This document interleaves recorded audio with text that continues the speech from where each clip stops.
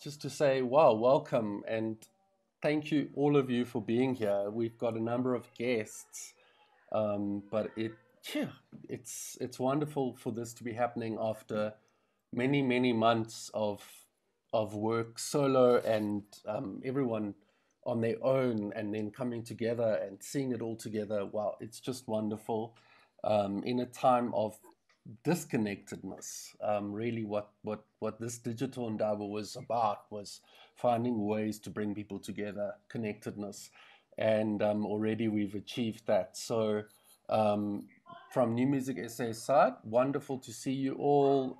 Let's have a great discussion. Welcome to everyone from all sides of the planet, and yeah, from my side, I'll be trying to manage things. I think it'll all go very smoothly. So, Daniel, I'll hand it over to you. Thanks. I hope you can't hear the dogs barking in the background. Can you hear them? Okay, good. Great. So, welcome to everybody. We do have two apologies today. Firstly, Kyla is unable to make it as she's busy preparing for the One Beats event starting on Monday, and they've gone into a retreat as an organization. So a little bit later, I'll also share a little bit more about the work she's doing. And then we also have Ignacio, who's just traveled back to Spain from Egypt. And he and Cameron have really done all the work behind the scenes making this happen. So a big thank you to them. And we're sorry that Ignacio can't be with us. He's also one of the people that conceptualized this whole series. When Cameron and Ignacio and the New Music SA board contacted me to be involved with this project, we had very little time. And so it was also important to choose a group of people that would be able to respond to the brief and do so very, very quickly. So I immediately started looking for people who were already doing interesting work during this pandemic period. And that was quite an interesting perspective to look for, because generally speaking, I think a lot of people have shifted into different kind of work during this time. But for the artists that we chose, each one has been doing something really significant. So that was the first criteria I used to choose the artists that have become part of this program. Then I was also looking for soloists. The nature of the work, it needed to be, while interdisciplinary to an extent, but it also had to be a person that was able to operate like that, because of also the time constraints. And so it became a series of solos. So I was looking also for soloists. And then thirdly, I was also looking for composers that have never been commissioned before by New Music South Africa. So I was intentional about trying to find a group of people that have never been approached. I'm not sure if I got that right, but perhaps one or two of you have been approached before. But I really felt like it was an important opportunity maybe to also broaden the network for New Music South Africa. So with all that in mind, and also deciding to choose 3 improvisers and 3 composers, it was quite a lot of research that led me to the doors of the people that are here. So what I'd like to do in introducing everybody is also just share a little bit about what they're up to, and also their artistic statement for their work. We're going to look at that. And we're also going to then have a conversation after now having had a chance to see one another's work, because this is the first time we're having a kind of gathering, albeit virtual one. For many of us, it's the first time we're seeing one another and hearing one another. So it's really also perhaps a window into a part of creating music that is often not really given much attention. But since we've been deprived of it, over this time, we've become very aware of the fact that there's a bigger picture and there's more at play, than just the work that we might have produced or contributed. And so this webinar tries to fill that gap, because if we were thinking sort of ordinarily, it was going to be a lot more fun to actually be getting together and creating a concert together, or somehow doing this kind of work. And the reason for that would be that we'd be together spending time with one another, and all the conversation that happens, and maybe things that are normally kind of behind the scenes or backstage, So this webinar was really an attempt to, perhaps it won't go far enough, but at least it's a conversation of some kind. So we really don't plan to, be longer than 2 hours. I think that's our time limit. We might end a bit sooner, but during this following 2 hours, I think the audience will also get a chance to have a look at the work that's part of this concert, and we'll be showing some highlights, so that we can also encourage you to have a look at our concert that's part of the National Arts Festival on the Fringe, part of the New Music South Africa series. That's the concert with 3 improvisers and 3 composers contributing each short pieces. And so I'm going to jump straight in to that program, unless anyone wants to contribute something at this point.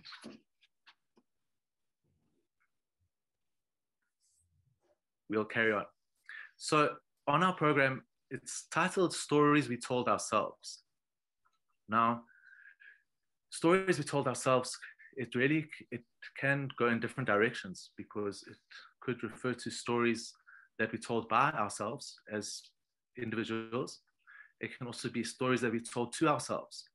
And often that sense even has a bit of a pejorative meaning when we think of things we do to ourselves in the form of things we tell ourselves, maybe to help us understand something. But it needn't be seen that way. It can also be seen positively, because we're all constantly trying to make meaning out of what we're going through. And so facing something as broad and as far-reaching as this pandemic, it was really important to see how, as musicians in particular, we are making sense of it, And the concert opens with a piece by Reza Khota, and the piece is called My House is a Spaceship. Reza, is it my home is a spaceship or my house is a spaceship? I think either would work. Either works, yeah. House. Yeah. And in this piece, Reza relates a beautiful experience that he's had over the lockdown, when he was spending a lot more time at home than usual. And as a result, he started to notice the night sky. And so, in addition to the beautiful music that Reza has created with this inspiration, there's also a beautiful series of photographs that Reza also sent to us as part of documenting his work. And there's also an artistic statement. Reza, would you like me to read your artistic statement? Or would you like to summarize it maybe? I suppose I could talk a bit about it. Yeah, should I just say something? Yeah, I can, if you like, I can maybe read it first. Yeah, okay, sure. Go for it. So, Reza says, this is a reflection on the ways in which we mark time and perceive our day-to-day lives. With the arrival of the coronavirus in 2020, my previous lifestyle, characterized by movement and real-world collaboration, had suddenly and decisively come to a halt. The musician's world of rehearsals, gigs, recording dates, and tours was no more. Instead, we were locked down in our homes, seeing the world predominantly through the computer screen, like we are now.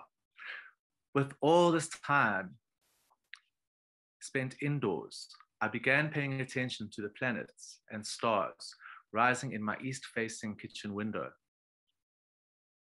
Every night, Jupiter, Saturn, Mars, and sometimes the moon would rise in the view of my kitchen window. This observation of the arrival of planets became my daily ritual and a source of wonder and contemplation. I started visualizing the orbits and rotations of the planets, including our own, and realizing the perspective of our place in this solar context, imagining that this was the view from a spaceship.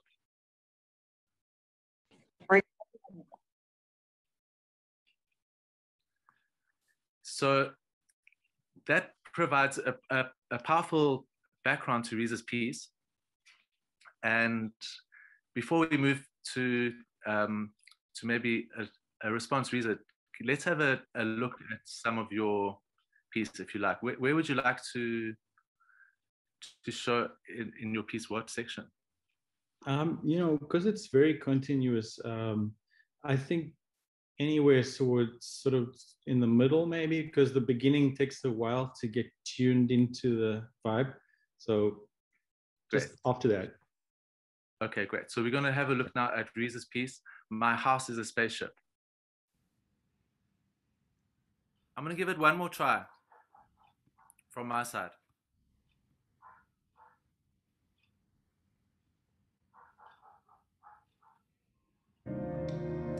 Yes. Great.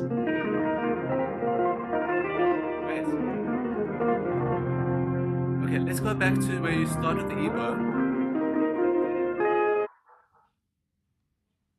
And we'll watch for 2 or 3 minutes.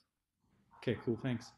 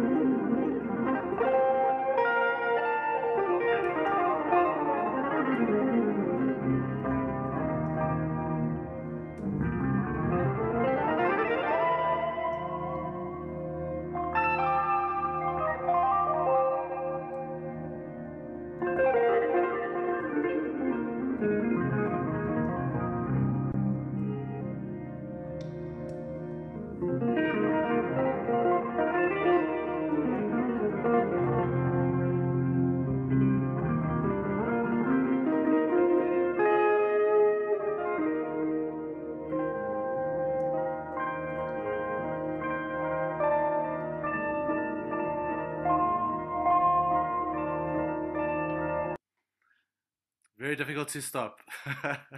It's so beautiful.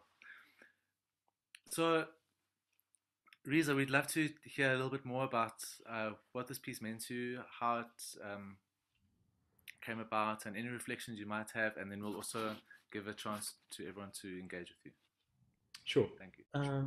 Yeah, Daniel, what a blessing to have heard from you earlier, or was it last year? I don't know when you contacted me first, but just wonderful to reconnect with you because we're old friends. We've worked together, and privileged to be included in this group of fantastic artists. Um, so I remember that you asked me to do a improvisation, like a full improvisation, in the sense of not based on chord changes or not based on some premeditated thing. And so I took that on as the challenge or the creative exercise. I don't know, maybe it's not the best way to describe it, but I took it to heart. And so yeah, this took some time. It took me a number of sessions with this process of just spontaneously improvising to get to the point where I was happy with the flow of things and with the sense that it was really improvised and not without the mind interfering and saying, oh, but now you should do this or now you should do that.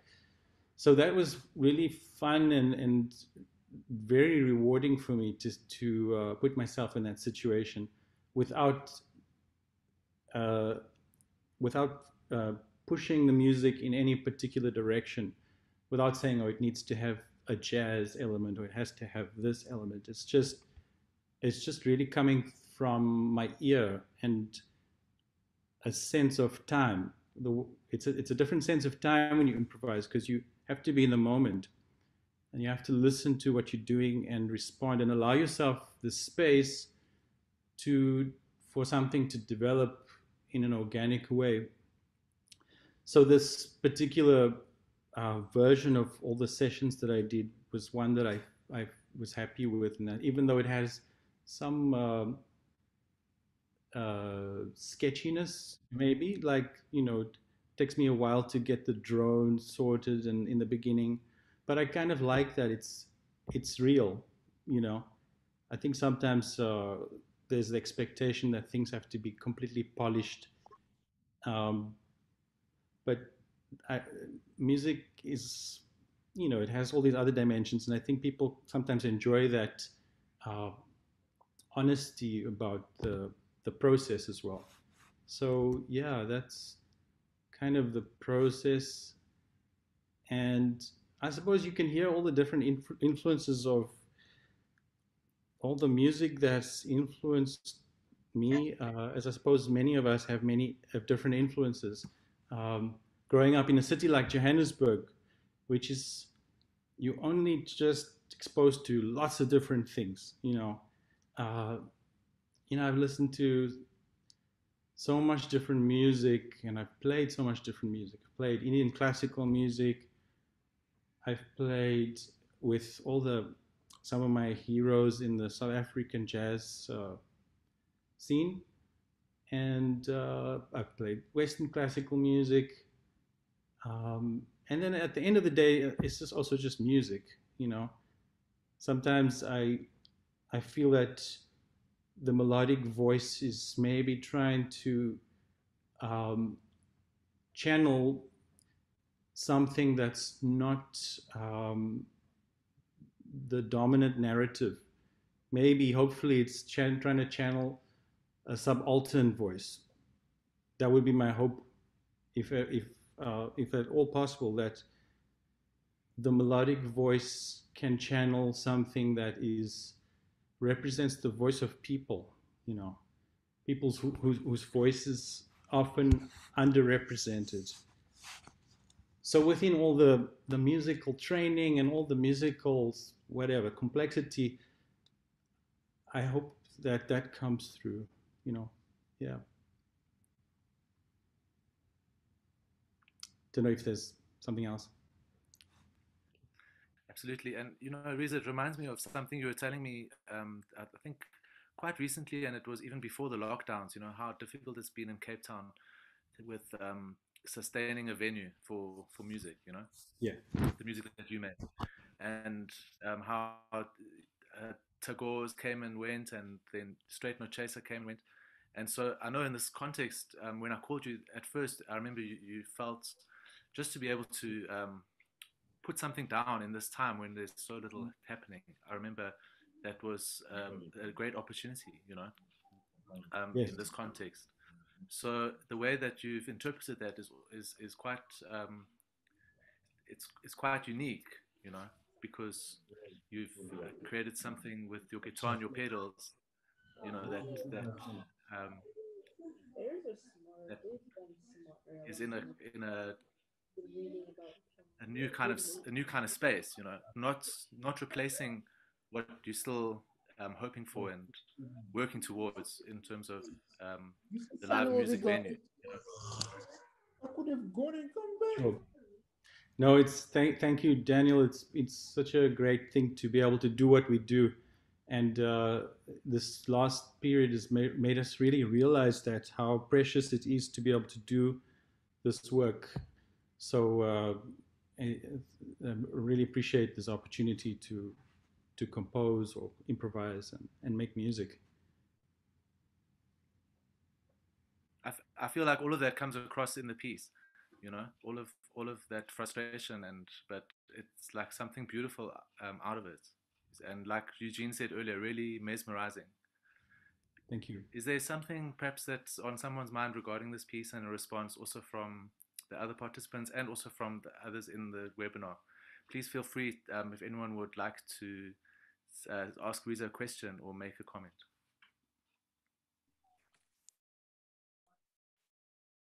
I would like to repeat what you just remembered me saying, Daniel. Thanks for that, for affirming that Reza, the entire concert, every contribution by each artist is just beyond words. But because we're talking about you right now, I want to say about you that, and repeat that your set, you know, if you want to call it that, your improvisation was a real improvisation in the way that you expressed. In fact, in some ways, you remind me of my closest friend, Beggy Mselego. I don't know if you knew him.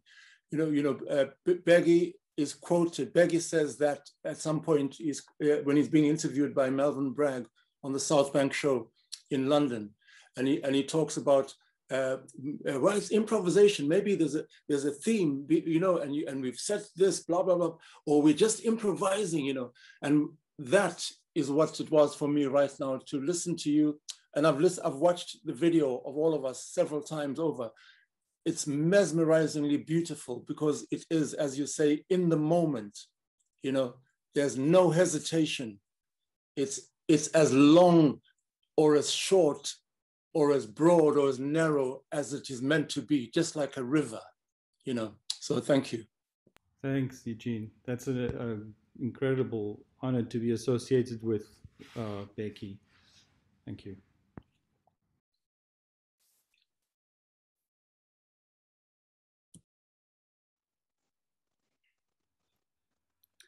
I see my brother Sazi is there. Hi, Sazi. Hi, Reza. Hey, man. Good evening, everyone. Good evening. Thank you, Reza. Thank you. Thank you, sir. Also, yeah, and yeah, for the guitarist as well. You know, I've got a very special empathy for the guitarist, and as well, I just wanted to say congratulations and also to thank everyone, and especially Eugene for his comments, very generous comments. Thank you. I would just like to say it's a privilege for me also to be invited here. Thank you, Cameron, for letting me in, even though I'm late. And perhaps, and I look forward to the rest of the sessions and I don't know what's still gonna pan out, but just to maybe to broaden, you know, thinking around this experience of what could I say? Excuse me if I'm fumbling for expressions here. I know there's something special about playing music alone, playing complete music alone, you know, and there being no audience, And also I listened to Reza articulating the feelings that Goat was playing, and also the wish, in capping it to communicate with a certain position of connectedness to experience in a way. I'd like to perhaps just challenge even myself about thinking about this thing of making music to oneself, because in my awareness of indigenous traditions, especially Bo music, to which I'm very attached, I know compositions, it's a solo. First of all, it's a solo expression whereby somebody talks about their experience, their sensitivity, things that touch themselves, such that it's really a privilege to ever hear that music. It's not meant, of course, it talks about the social position of a person, you know, how they are part of society, but it's to them, you know, primarily. And then I just want to perhaps to put in that edge of the picture, that there is something like that, and maybe it's never been thought of. You know, we've always thought things are incomplete because there's no audience to applaud. There's no accolades, there's no awards. You know, also because I'm a guitarist, but I'm unrecorded. But I never cease to get all the satisfaction from playing, you know, and composing and making music. It's kept me alive and sane. Thank you.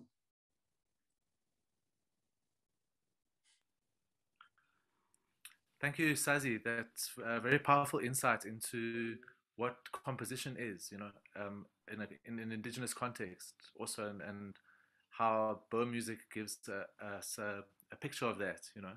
And it's interesting how the guitar, in order to be able to do some of the things that a Bo would do, needs all these pedals, you know, to create maybe some of that atmosphere. But it's almost like each person in this series was aiming for something similar when it came to that drone, you know, that something to create an atmosphere for the music.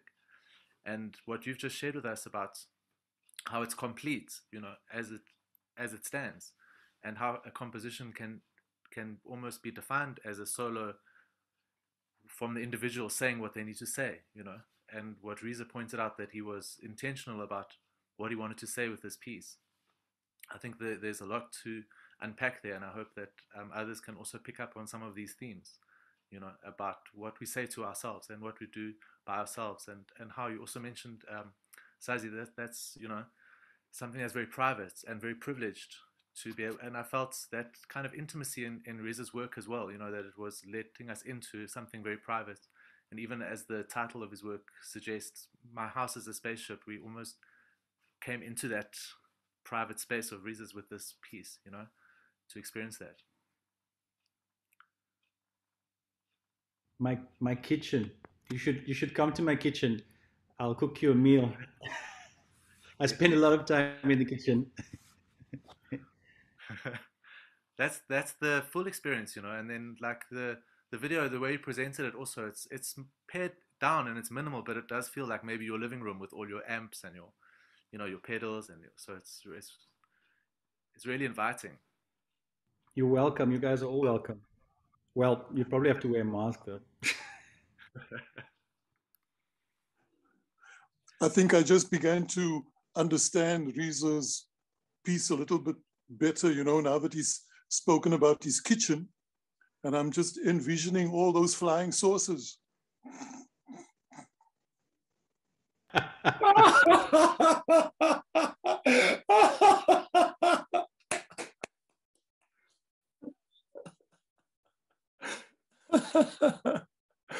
Oh, brilliant.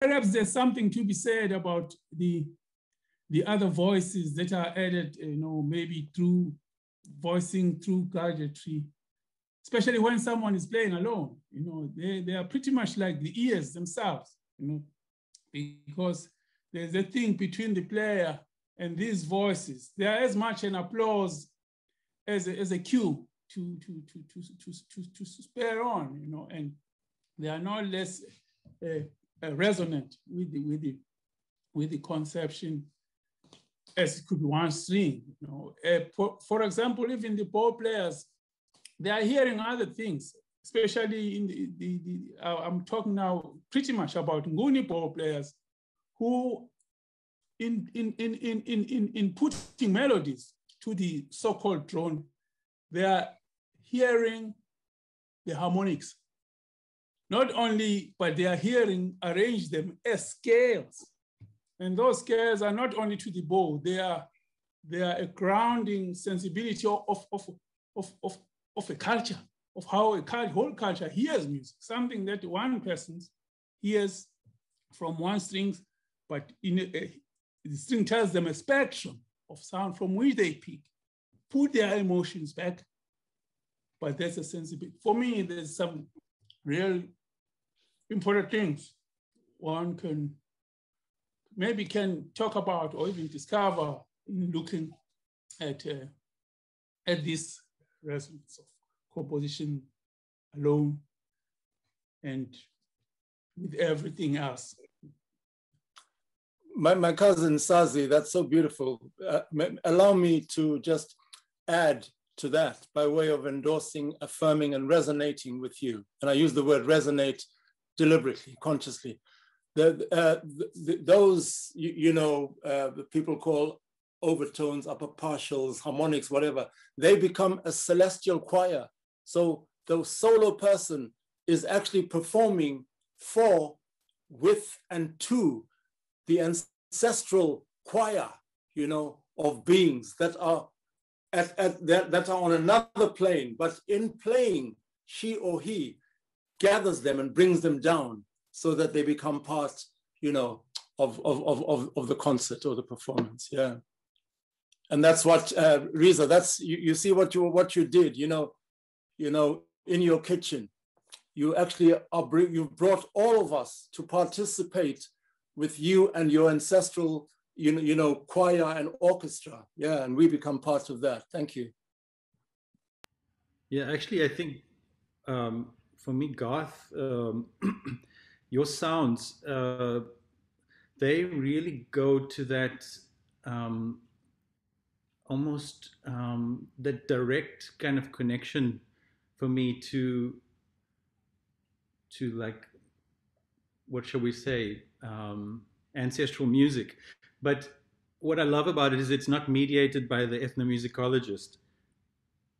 We don't need the ethnomusicologist. You connect straight, and that's really powerful, because I've been listening a lot to archival recordings, obviously made by various ethnomusicologists, and they're great, but they mediated and they belong in these archives, and the archives, they have their own sort of meaning that they bring to the music or the sounds. But I love the way your work just subverts that and goes straight, direct. And that's something I think maybe academia hasn't quite figured out how to talk about the well, way. No, I get what you're saying, Reza, and one of the things that I think that I can say is that if, as in my case, there's no sense of academia or tradition, right?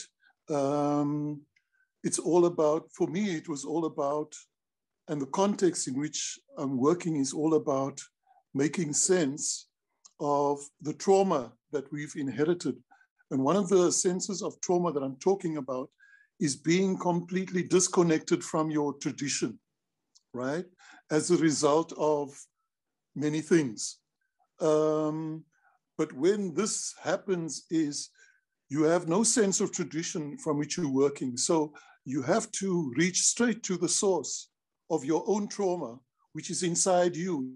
It's not outside, So I don't have to inherit anybody else's trauma in order to play my music,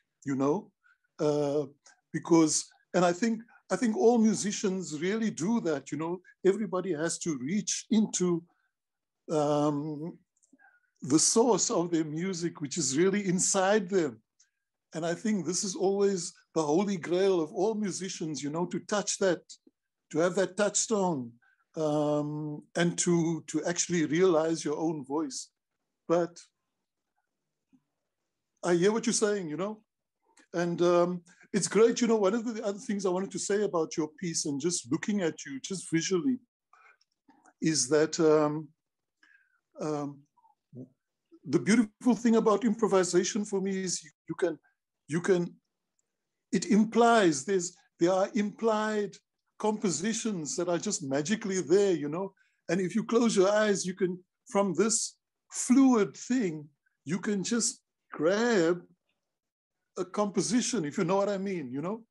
I always sense that whenever I'm playing alone. Getting back to what Sazi said and about being alone, you are always alone when you're practicing it. And I think this is always a magical thing, you know. I once heard a great guy say that the only thing that he was doing was practice. What he was doing was the art of practicing. And he was even talk about where he would be playing in a performance mode, you know, with a band. But I had this idea that this sense of practice is something which can become an art, where you can take it out from your solo situation, your practice situation, your lonely situation, and take it wherever you want it to be, you know, because you truly understand yourself through your practice. So thanks, Reza.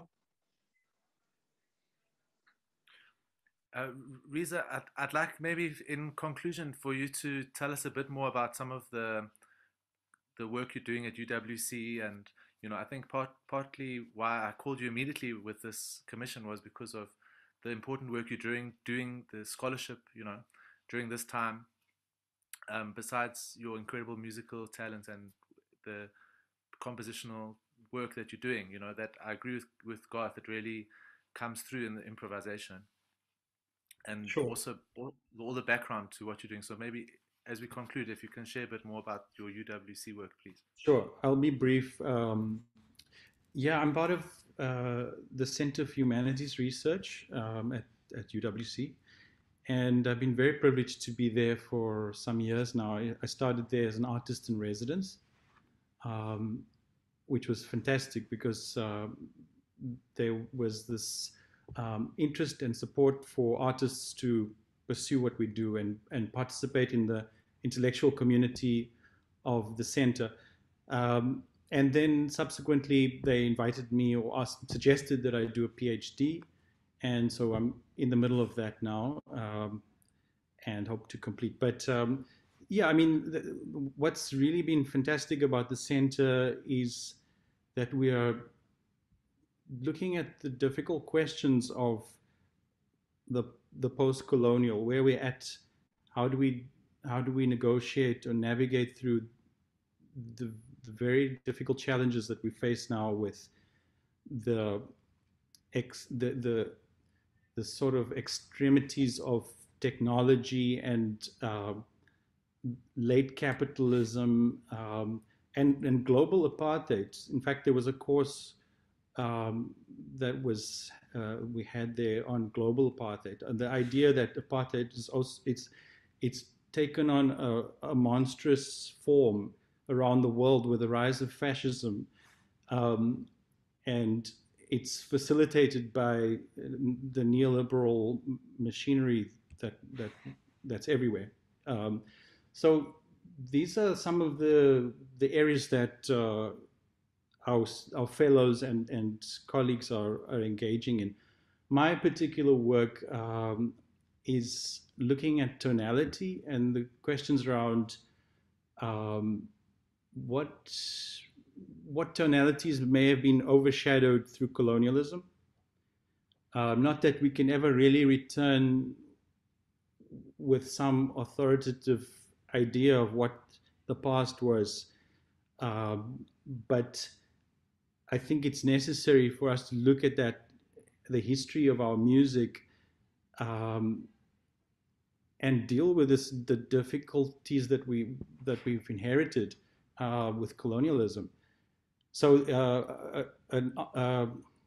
a scholar who has informed my thinking a lot is Kofi Agarwa, who's written about tonality as a form of colonization.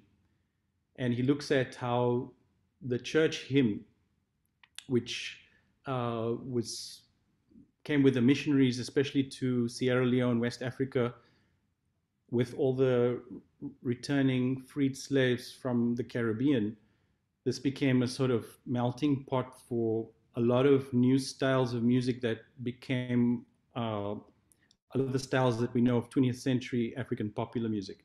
So he asks important questions about the dominating influence of hymns and church tonality.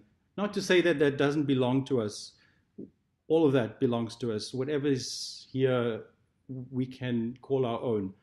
But my interest is what did that overshadow, and how can we think in a way that's not restricted to that idea of tonality. So thanks very much, everyone, and been privileged to share with you. Thanks, Daniel.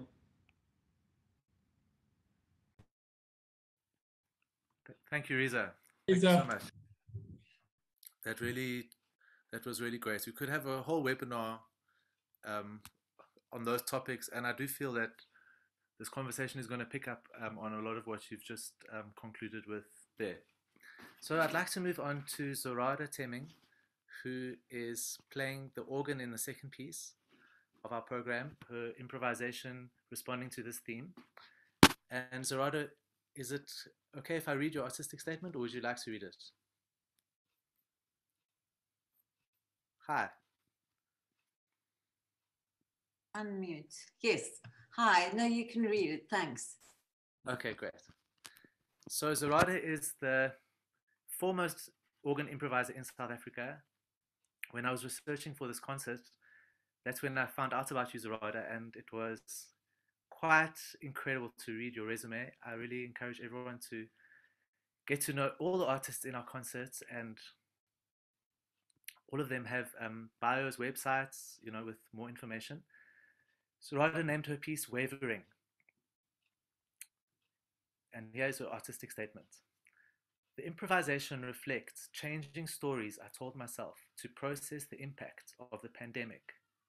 The work is built on two main musical elements, namely the pentatonic scale, the basis for traditional Chinese as well as African music for thousands of years, and the well-known hymn, Be Still My Soul by Sibelius. The work opens with a drone on E flat, against which melodic fragments of the pentatonic scale precede a sweet melody depicting a calm pastoral scene in China. This is interrupted by a dissonant, descending figure, signifying the first news of the virus reaching the West. The mood changes to uncertainty. Soon, a new scale is heard in the bass, a hybrid between pentatonic and minor. This repetitive scale is frustratingly incomplete. It continually stops on the leading note to denote the uncertainty and ominous feelings of being threatened by some unseen killer during the hard lockdown. Against the low ostinato, two melodies are heard, a high-pitched flute tune depicting determinedly positive self-talk and contrived cheerfulness, and a middle register oboe melody, the first appearance of Be Still My Soul, in which consolation is sought in trying circumstances. After this, the texture thins out, as if breath is being held in hope that all is over. But then, the first stirrings of the second wave appear, and an abrupt crescendo stumbles into Kyrie-eleison, Lord be merciful, after which another verse of Be Still My Soul is heard, in forte dissonant chords, dissolving into piano fragments of the chorale. Single phrases of the chorale are heard a last time in an earnest plea. Thy hope, thy confidence, let nothing shake. All new, all now mysterious shall be bright at last. The work ends in the quiet relief after the second wave.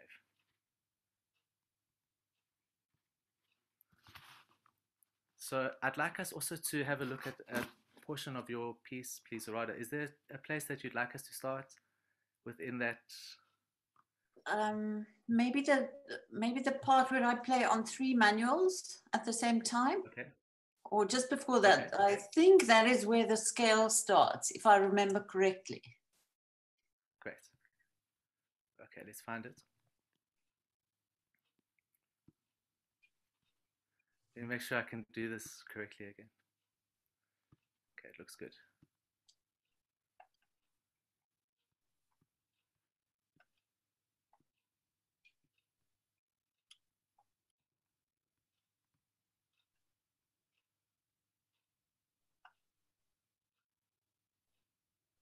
I think it's just after the pedals here, at the top there. Okay. Yeah, it's just before that. Just before this, yeah. Yeah, just before that. Okay, I'm going to start from the pedals. Okay. Was it just before? Yeah, just there. Okay, great. Here we go.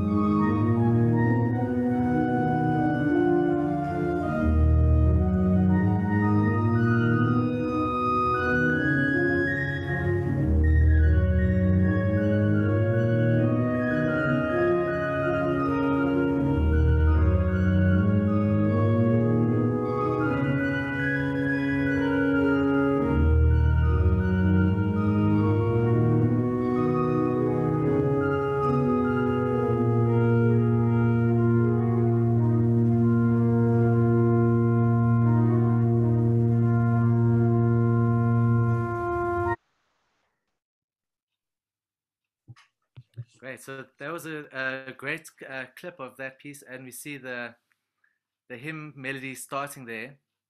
Yeah. And as you know, Zorada, apart from reading about all the work you've been doing as an improviser, I also know that this time has kept you really busy with your responsibilities at the Dutch Reformed Church in Stellenbosch, the Moederkerk. And you shared with me recently how you've been involved in many funerals and memorial services, and so I felt that your piece for this concert, it really brought something out that, in contrast to as contrasting as the organ as an instrument is in its size and in its context, with a lot of the other instruments that were contributed. And in our next piece, as we'll see, a piece without any instruments at all.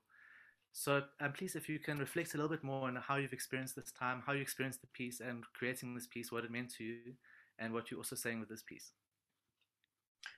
Yeah, the lockdown was not so bad for me initially. I found that maybe I was a bigger introvert than I thought before that. You know, suddenly I had time to read. Suddenly I had time to discover what's on YouTube. So I listened to music more than I've listened to music for 20 years before that. But that's, you get used to that. And then what's new? What comes after that? So I started thinking back to my past. I started thinking about my parents because other people's parents were dying around me. Why do I know it? It's because I play for the funerals, you know, so funerals suddenly became a big part of my life. And that is something new. But when I thought about my own parents, I thought about how they brought us up and what the values in the house was. I don't know why I thought of that, but I remember that my dad always said that he brought us up with three things, the three pillars of a civilization, if you like. I'm not sure whether it comes from Plato or from whom. It is the quest for truth, goodness, and beauty. And then I thought, yeah, that is so beautiful, Eugene. The quest for truth, yes, I've always been involved with that. Goodness, yes, but beauty, I've neglected a bit.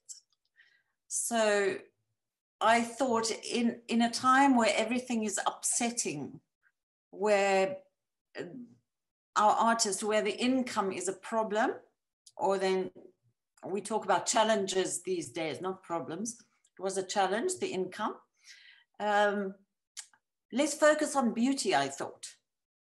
And when you consciously focus on beauty, looking for beauty, it's like an eye-opener, not how beautiful the things are, but that you've never previously focused on it.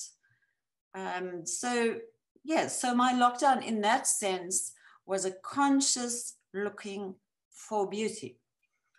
And then when I got the commission, thanks, by the way, it was quite a surprise, because I'm not an avant-garde artist. I think I'm a very middle of the road kind of traditional artist or musician playing hymns, Reza, in church, you know. Yeah, so then I wondered what I would do. Would it be a morbid piece because it's about the lockdown? Would I be allowed to involve some beauty in it?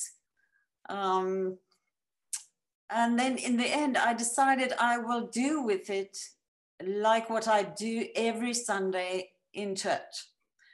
Every Sunday, I do fresh improvisations. Not to say that I don't prepare it. I practice, but I don't practice what I'm going to play on Sunday, because Sunday is improvisation. But I know which hymns we're going to take. So then I read the words of the hymn. And in my kind of improvisation, the words make a picture. And then I accompany the picture as I would a silent movie. And I think that's why I sort of naturally gravitated towards doing soundtracks for silent movies, because I'm used to seeing a picture in my mind and playing music, making it into sound. Yeah, so that's exactly what I did. I made a picture for me. Yes, my idea of these rural, beautiful places in China. If I think about China, what do I hear? I hear pentatonic music. I also hear bells, but I hear pentatonic music. if I think about African music, what do, in my mind, because I'm so harmonically oriented, I hear pentatonic music. I hear pentatonic melodies, lots of rhythm, but you know, the organ and rhythm, they're not the best mates. So that's where the idea of using these ancient pentatonic sounds, where that came from.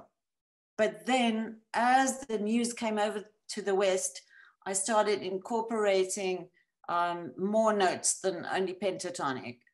The fusion between the normal harmonic or melodic minor scale and the pentatonic mode. Yeah, and from there, I saw myself getting from a peaceful state of mind and how I felt when I was looking for beauty all around me. The ominous line underneath it all, I acknowledge. And that's where the pedals came from. And the incomplete scale. The moment, yeah, there's progression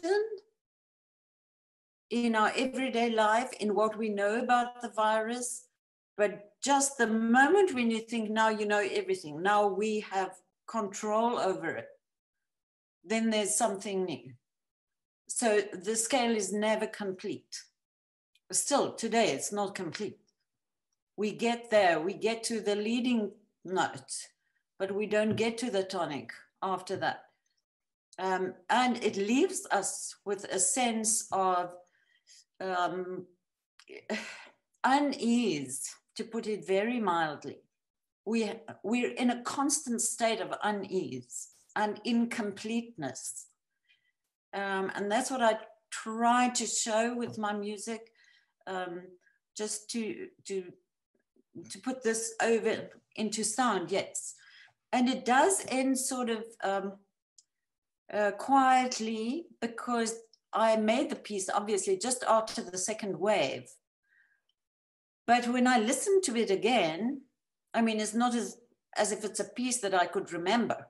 So when I had to listen to it again, I thought, oh my dear, the ending is much too long. If you analyze that, it doesn't end. Oh, almost little really I love the endings, Zorada. You know, to me, I love the ending. I'll encourage everyone really to you know, when you watch this concert, I'll really encourage people to try to at least take the pieces in at a go, and then maybe take a break between them, because they're really different and very individual, you know. And what I felt in your piece at the end, it really felt like you'd reached a moment of stillness, and kind of, it felt like you'd gone through some catharsis, you know.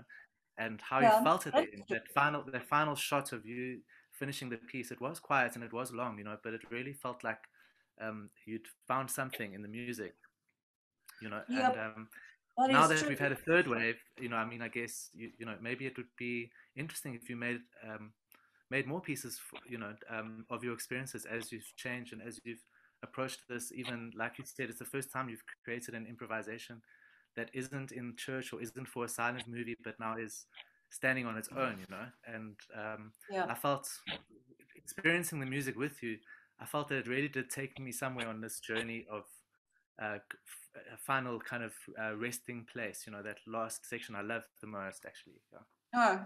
Oh, okay. I just thought it was a bit typical of not completing something, you know, carrying on. You know, it's interesting because, we don't often listen to our improvisations. That's another thing, you know, again. So recording and improvisation is a bit of a kind of paradox.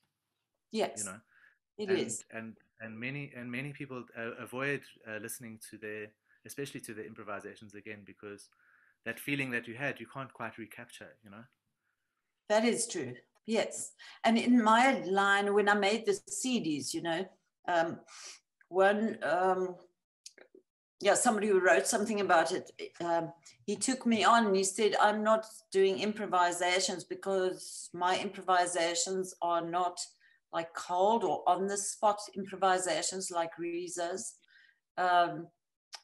You know, how can you make a CD of improvisations and then re-record it? You know, they are, and this guy said they are arrangements, they are not improvisations. So that argument and that debate has been with me as long as I've been doing improvisations. Whether the stuff that I do, whether that is real improvisations when I record it, I'm not sure, but I don't really care, because I know that Sundays in church, when I play, the music to me is also a surprise. And it is completely new. And sometimes it takes me where I never thought I would have gone. But of course, you know, I always think when I improvise, it's just going into my memory and all the influences that it worked in on me. My brain just makes these little paths to everything that I received from somebody else. So I actually just rearrange very nice ideas of other people, I think, you know, and then I put it together in a sort of a half-pleasing way. But I am fascinated about the whole thing of improvisation, because of the fact that doing it myself, I know that I don't completely understand it. So when people ask me, how does improvisation work? Will you come and give a talk on improvisation? I actually don't know what to say because I don't understand it myself.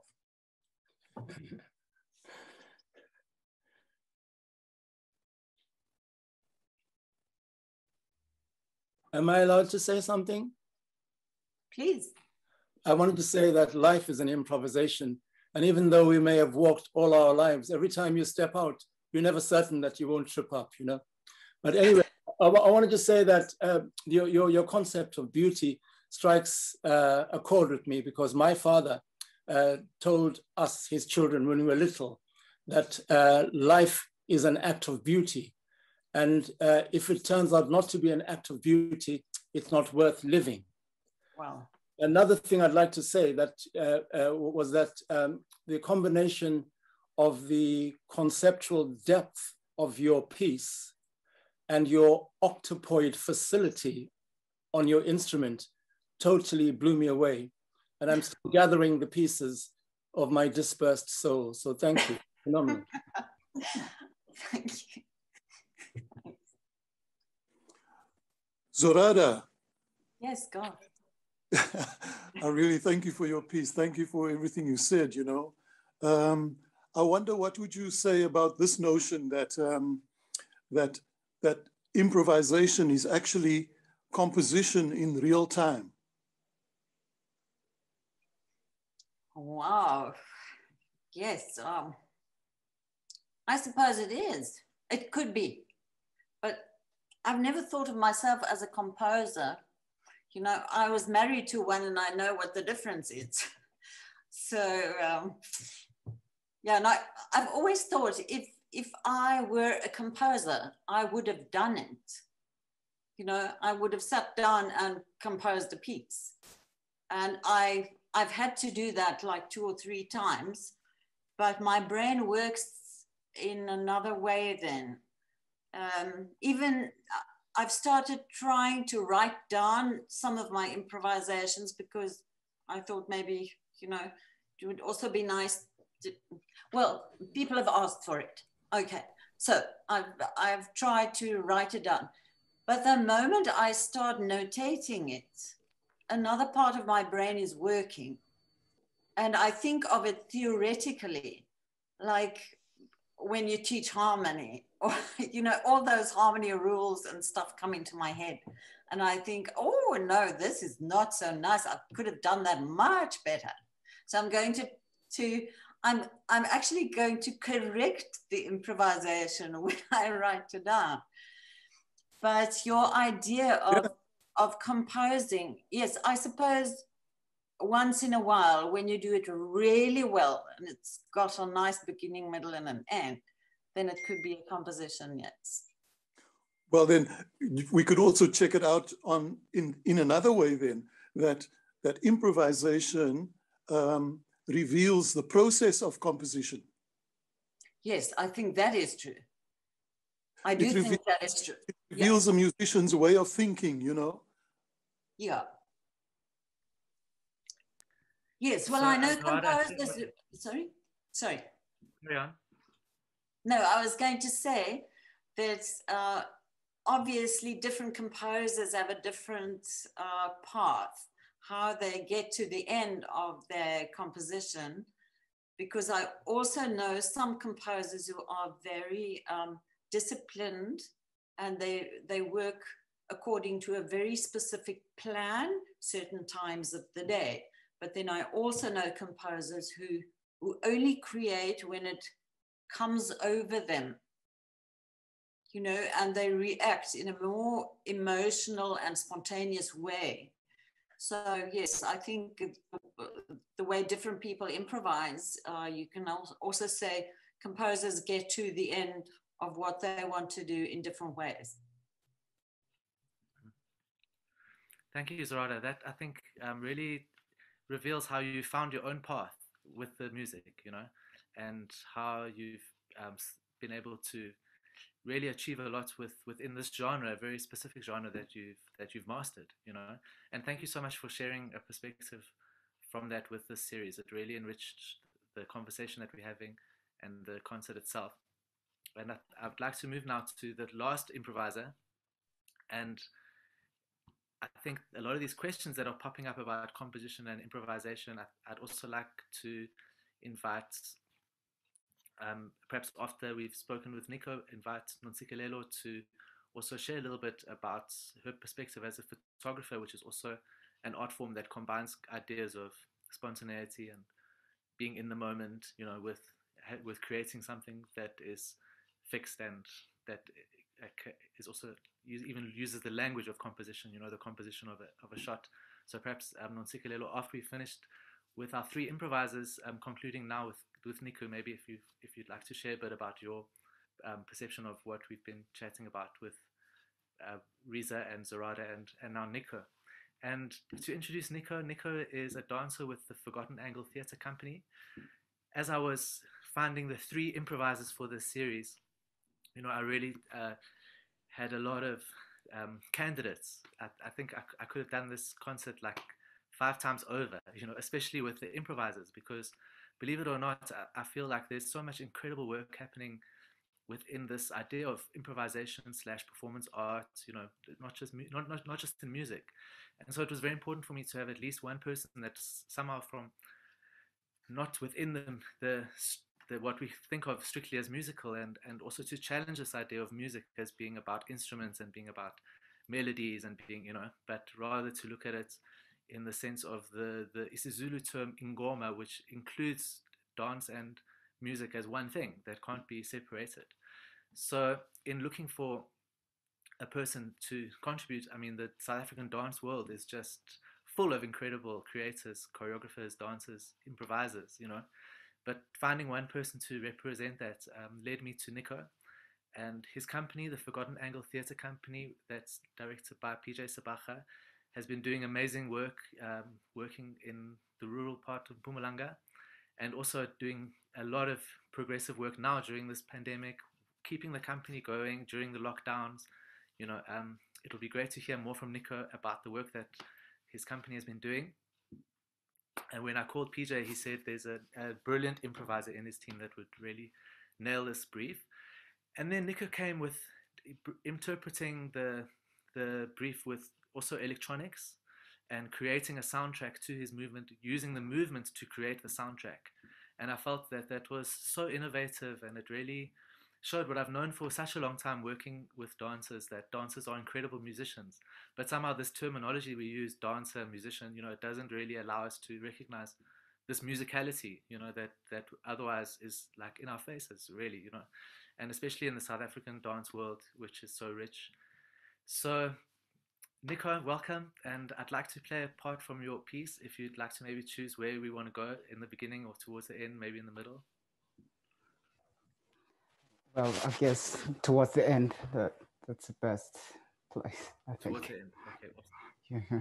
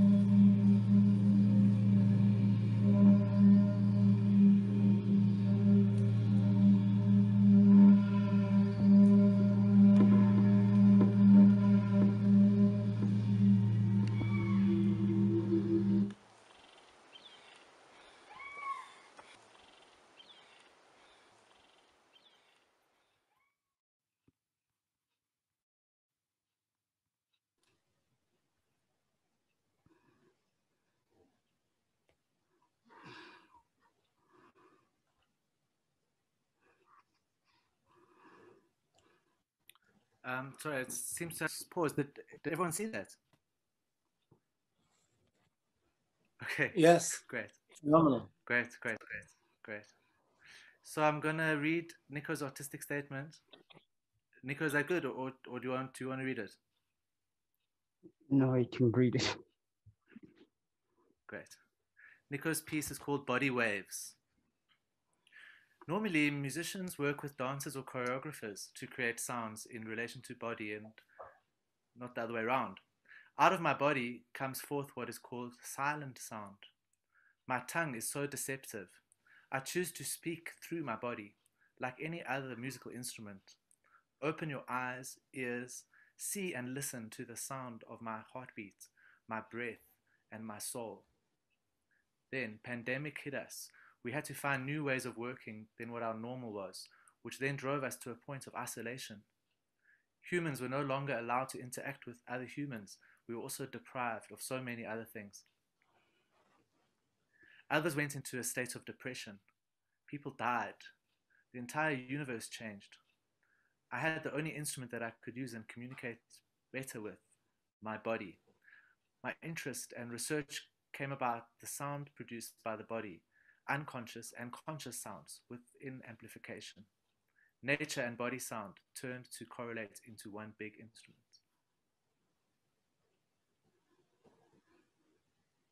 We've all just experienced the powerful work that Niku presented in this piece. And so I'd also like to turn over to Niku to give us a bit more insight into his process and what this meant to him. Thanks, Niku. Oh, okay. Hello, everybody.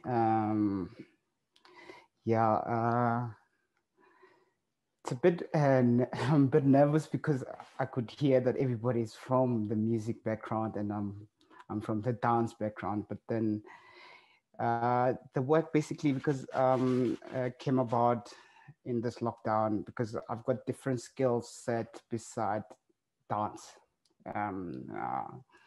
Sometimes DJ, sometimes compose for other dancers' music. Not really compose as in the classical way, but then my own composition into electronic music. And then I'm a dancer and I'm a choreographer. So I just wanted to take all this skill set and through the pandemic because I work with them separately. So how do I then put the skill set within the pandemic together? So how do I, when you DJ, how do you fade and put other music in? And when you dance, when you dance into music, how do you then relate to the music and move according to the music and all those kind of skill set. And I try to put them all together at the same time because I had a lot of time to kill within the pandemic. So then Daniel came with the offer and then I was like, this is the best way to do it. Because then I was like, okay, let me put it together and see what best way I can do this. So I'm an improviser as a dancer. So then I was like, okay, then how do I improvise music within the dance? Then what fascinated me was the sound that is very silent when you move as a body. And then it just reminded me of John Cage saying that music is everywhere. So even that, so I was like, okay, music is everywhere. So then I started playing with the mic and seeing what other possible ways of doing music with my body. So like when I just wave my hand around my ear, I can hear a sound. So how do I then amplify that sound? Because when we dance, we do this illusion that everything is so easy, and but then it's very painful in the body. So how do I then amplify those kind of soundscape?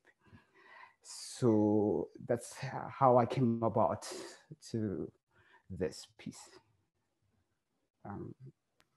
Wow, thank you, Niku. That's incredible to get that insight into your work, you know. And I'm so glad that when I came around, that it was an opportunity that matched what you were looking for. You know, it really comes across in the piece because I think it's something so profound.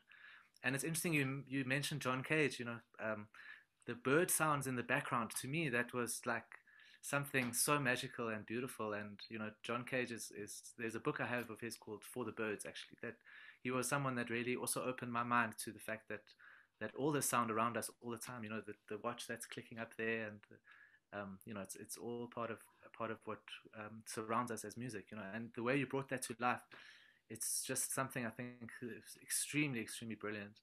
I'd love to give others also a chance to respond.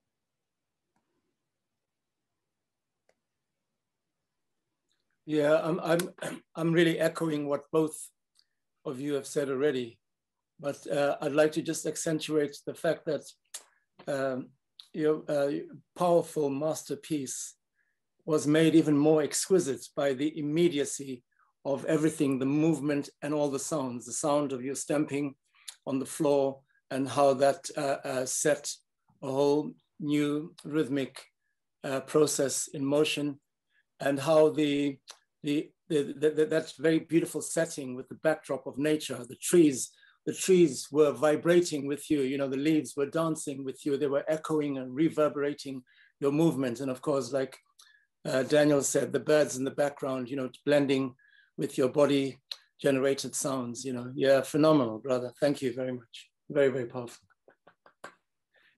And the wind, you know, I'll encourage everyone, when you watch this, watch what the wind is doing with the leaves on the, you know, and it really, that's a stage that's created by the Forgotten Angle Theatre Company, you know, they have a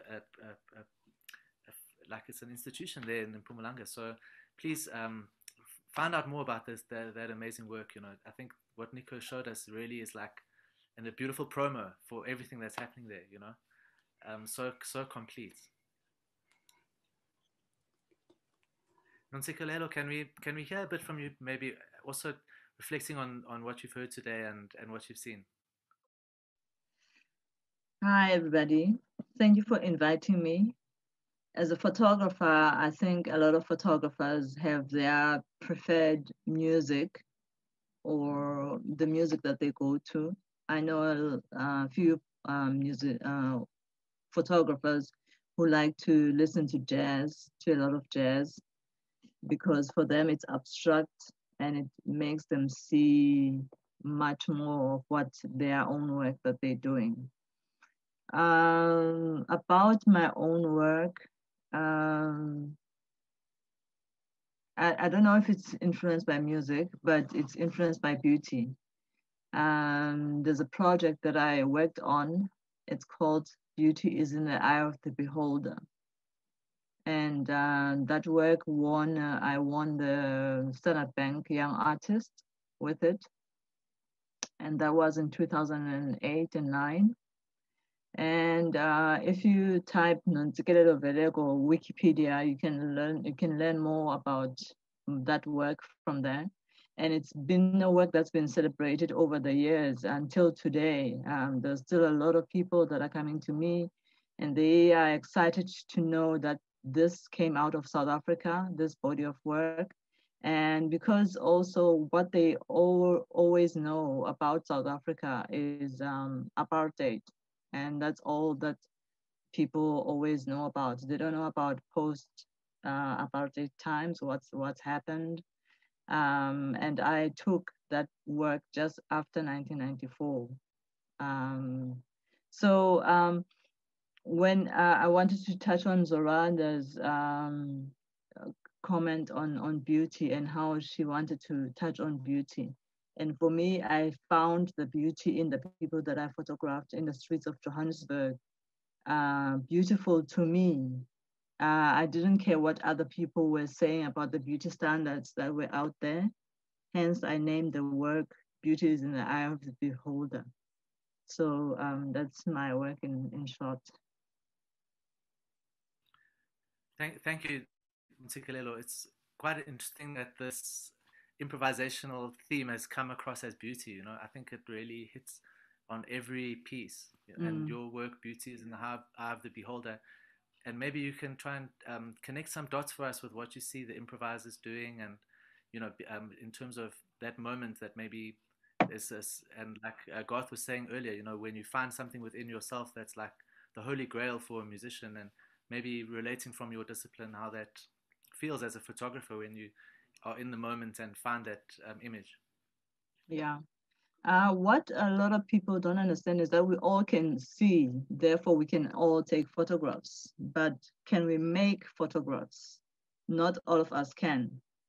So that's the difference between the people with cell phones and iPhones and all sorts of small cameras that they can make images. Yes, they can, but can they make images? They can take images, but can they make images? And it all comes from a lot of training, a lot of times and chance. So if you keep on taking photographs over and over and over again, there are times that that image will only come to you and not everybody else. And there are times that photographers have said, oh, I wish I had taken that photograph. And maybe they were there as well at the time of the photograph being made, but they didn't, nothing came to them as something that influenced them, or like a spiritual thing that came to them. Nothing of that sort came to them, but it only came to the other photographer. So, and I was also gonna say to Zorada, the fact that I have music, she said it's long in the end. Sometimes there are projects in photography that are also long and unending, because that's how things are like. But at some point you have to stop it. You have to kind of like stop yourself. And it made me think of American gospel music, actually, and how the spirituals, when they play the music, and people think that it's going to end, but then it doesn't end. And it goes on and on and on and on. But that's a beauty in it as well at the same time. We often joke about it, and we're like, oh, we think we're going to go out of church at 2 o'clock. You end up getting out of church at 4 o'clock because the musicians were just playing around. And it was beautiful, but at the same time, sometimes for other people inconvenient. But that's the beauty of it. Thanks. Let's see Reza's hand is up. Oh, sorry, excuse me. I just wanted to join in on the idea of repetition. I think so important in an important concept that connects a lot of what we're talking about today is with improvisation and composition. That is what Nonkulelo just said now, is taking so many photos over and over again. It's almost the same thing for us as when you're practicing or improvising, is you have to do it so many times. And then sometimes things surprise you. And I think for all of us, what we did now for this work is just maybe one iteration of many possibilities, and it would be so cool to just continue doing more. I'd love to do more. I'd love to see all of you do more improvisations and see all the different variations. And sometimes you will arrive at something that's really quite profound. And yeah, so I like this idea of repetition. I think we can all relate to it. Yeah, and I think someone said, sorry, someone had said, some people, they repeat something and they become obsessed with it. And that's how sometimes you can tell the difference between artists and a lot of people. Artists are very obsessed with what they're doing, and they continue and continue and continue until it tires them over. And I think that's again the beauty of it. And that's how we find a lot of works that stand out, whether it be in music or in dance or in photography. And the fact that, for instance, with my work that I did from 2003 till 2007. And I've been showing that work ever since. And the more I repeat showing it, the more people are like obsessed with it as well.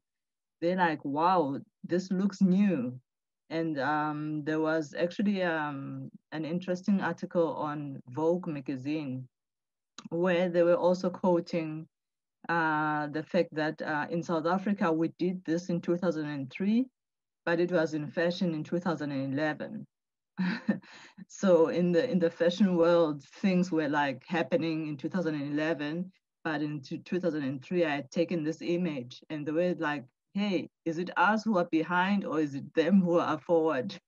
So I said to the people that I photographed, you actually are fashion forward. You just don't know it just because also the world doesn't tell you.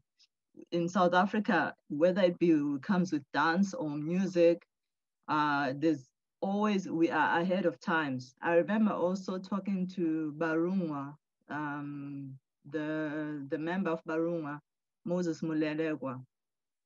And I asked them, why did your work not become popular in South Africa? I just didn't understand at the time. And he was like, I guess we are ahead of time. And I thought that was a very honest and very truthful thing to come out from an artist. Often artists would shy away from saying such things, but it's the truth. Sometimes the work is ahead of its time and therefore it doesn't gain momentum. Thank you. Thank you so much, Nontsikelelo, for those insights. And the parallels are so interesting. You know, I really was so impressed that each participant in this series was able to address the visual aspect. Because normally, as a musician, it's not really something that we're too concerned about. You know, we're working in the world of sound. But now we have to produce a video, we have to work with a camera, we have to set it, we have to think about how we look to a greater extent, you know, and how we present ourselves. And you mentioned something there about maybe it's just because we've never been told like that what we're doing is, you know, ahead of its time, so to speak, because even in the way that now musicians have to create work that can also be on video and visually presented is something that's an extra challenge, you know. And so we are doing something that extends us a lot, and everyone really created something that's visually also very beautiful, I felt, you know, in this series. So thanks again, Nontsikelelo, for being part of this conversation. And what Reza said also about, you know, that as an improviser, being able to do it just for your own, you know, for doing something for yourself, you know. And that's where the title came from, Stories We Told Ourselves. It really came out of that. Also, my own experience, you know, when I sit at the piano and we'll just spend the hours that I need to spend to explore and find things that's really for no one, you know, else, but it's something very deep. So it's interesting to hear that as a photographer, you also have that, you know, that kind of lifestyle, you know, where making images that, you know, most of which will never be seen by others, you know, and I think we can relate to that. We have very little time left, and I'm glad we've spent a lot of time though on the first half of the program. Because, you know, I think that there's also been a lot of resonance in the conversation. So I think I need a bit of guidance in the 20 minutes we have left. Maybe, you know, I've got a video from Kyla. In her absence, we can play the video. She has the first work of the compositions. So perhaps what I'll do is, again, maybe read her statements, play a snippet of her work, and play her video, and then we'll be left with a bit of time, maybe where Eugene and Garth, perhaps you can share that time. Maybe for the sake of time, when I'm showing Kyla's piece, I'll also just jump ahead and show a bit of Eugene and Garth's pieces. But let's hear, Eugene, what you're suggesting. May I humbly ask you, it's a question, but also a remark. Like yourself and like most of us or all of us on this session, we've been on Zooms, you know. One of the things that personally frustrates me in Zoom sessions, and that's not referring to us right now because it's a question of time, I wish we had like 10 days to do this, is I'm very humble in the presence of people who are either invited or end up, who are not part of the core group, end up being with us in the space, but don't really beyond the chat texts, don't get a chance to input. So I'm very happy, not because you have the film anyway. I would rather remove myself from talking about my piece or my piece being performed. Maybe you could just, when it comes to me, just read my statement, and I'm happy with that. But I think it's a sad thing when people don't have a chance to actually with some volume, say, interact with us, and take it beyond the confines of the 6 of us or however many we are. That's my humble submission. Okay, I think that does make a lot of sense. These 3 pieces in the second half of the program are so coherent. I was really blown away. Kyla, Eugene, and Garth produce work that looks as if it was kind of created in the same room, in many ways. Although it's very different, but it also has a lot of similarity. And so without, maybe we can just have a quick look at the work and read the artist's statements, and then we'll open up the conversation to finish. And also hopefully we can get some more input from others that have joined us, without cutting it short. Yeah, without cutting it short. So what I'll do is perhaps, should I play the video from Kyla? Should we start with that? Because she wasn't able to make it, yeah. So let's do that first, and then we'll take it from there. Yeah.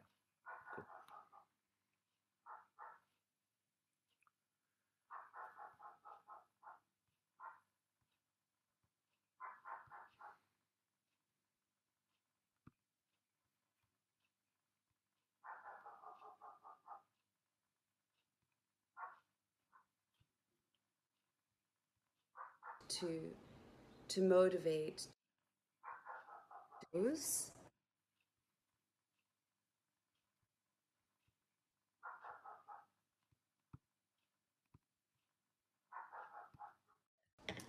Hi, my name's Kyla-rose Smith. Daniel asked me to send a video because I was unable to attend the webinar for Stories We Tell Ourselves. It feels a little strange to speak into the ether like this. There's so many things I could say in relation to this commissioning, and I guess the fact that this is online, this is virtual, the making is virtual, the difficulties of the last year and a half, the continued difficulties that we all face, I think especially as artists, as makers, but I would rather maybe speak to the process of this and being commissioned to write a piece. I easily said yes. Daniel is a old friend. We have worked together in music for many years. I greatly respect and admire him. But once I had said yes, I found it very hard to motivate to make something and to find the thread of what I wanted to make. So one day I sat down with a series of pedals and I started to make drones with the violin, kind of an analog process of drone making, and I found it to be an incredibly cathartic experience. For the first time in a long time, I found myself sort of immersed in making something. And I was struck by many of the pieces in the series, the presence of kind of drones in that music. And I was wondering if it was something particular about where we've all been, some expression of both the inertia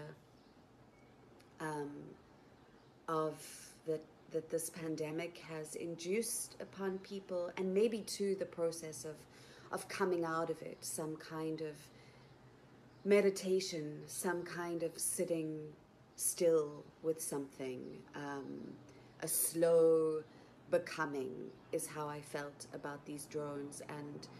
And that is what I built this piece on, a series of analog drones and also the sound of snow melting in New York City, which is where I have lived for the last 6 years. And as I wrote in my statement about the piece,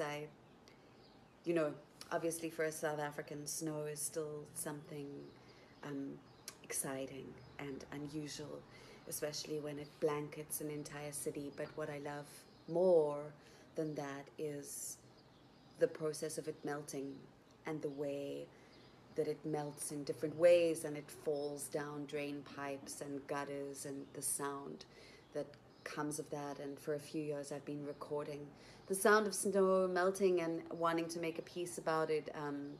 I'm not sure that this piece is really about the sound of snow melting, but it's in there. And I would like to thank New Music South Africa and Daniel for commissioning me. It really led me to a process of discovery for myself and something that I will continue to do. I'm not a video maker, so forgive the DIY video, but even that was a fun part of making this piece. I hope you enjoy it.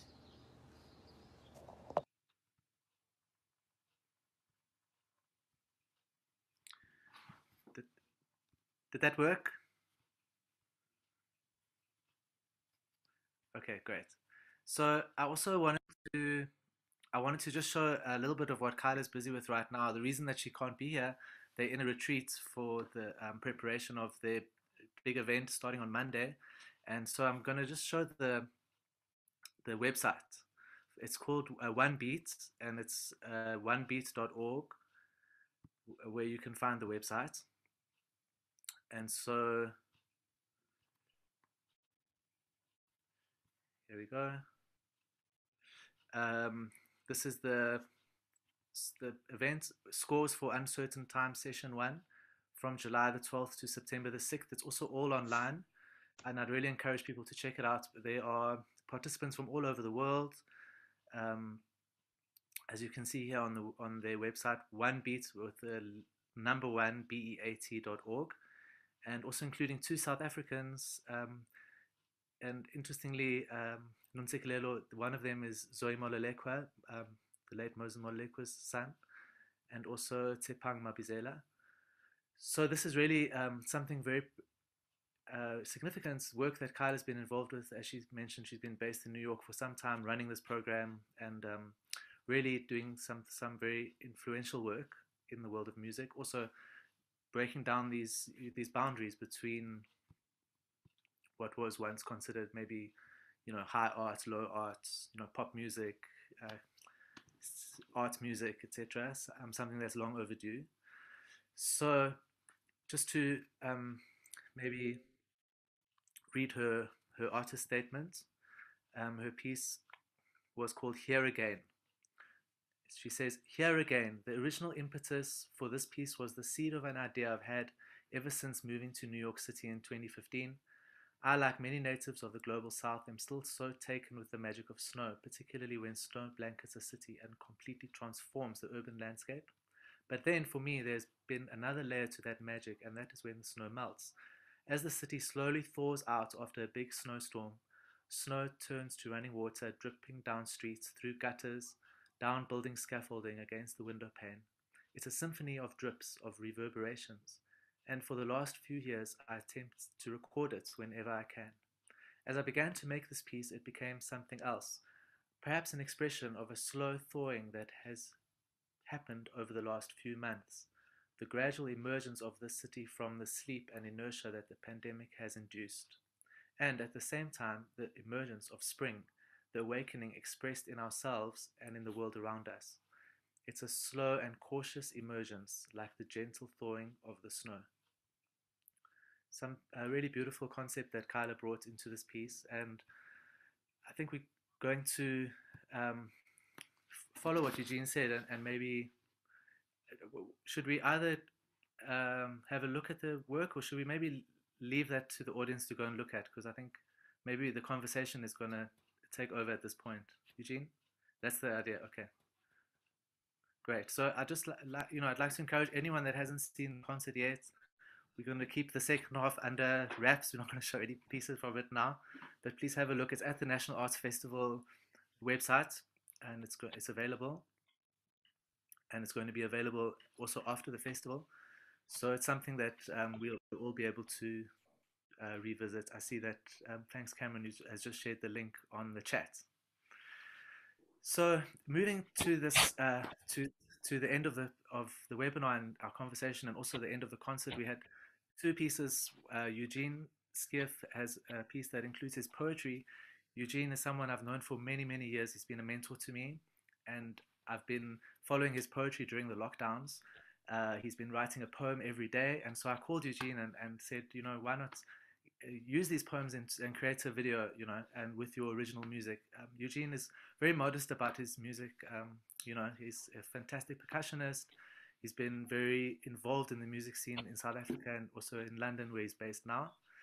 And so he rose to the occasion by choosing a selection of these poems that he's been publishing through his social media, and also creating a compositional work to accompany them. And similarly, I called Garth, who's also been doing a similar process, documenting some of what's been happening in Cape Town during the lockdowns, creating music and creating art and working with film. And so in both cases, it was really work that Garth and Eugene have been doing and are doing, you know, that was put together for this program. It wasn't something that they had to start thinking about. It's something that they'd been doing, you know. And so it really has that sense of being in some way like a reflection of their practices as artists, you know.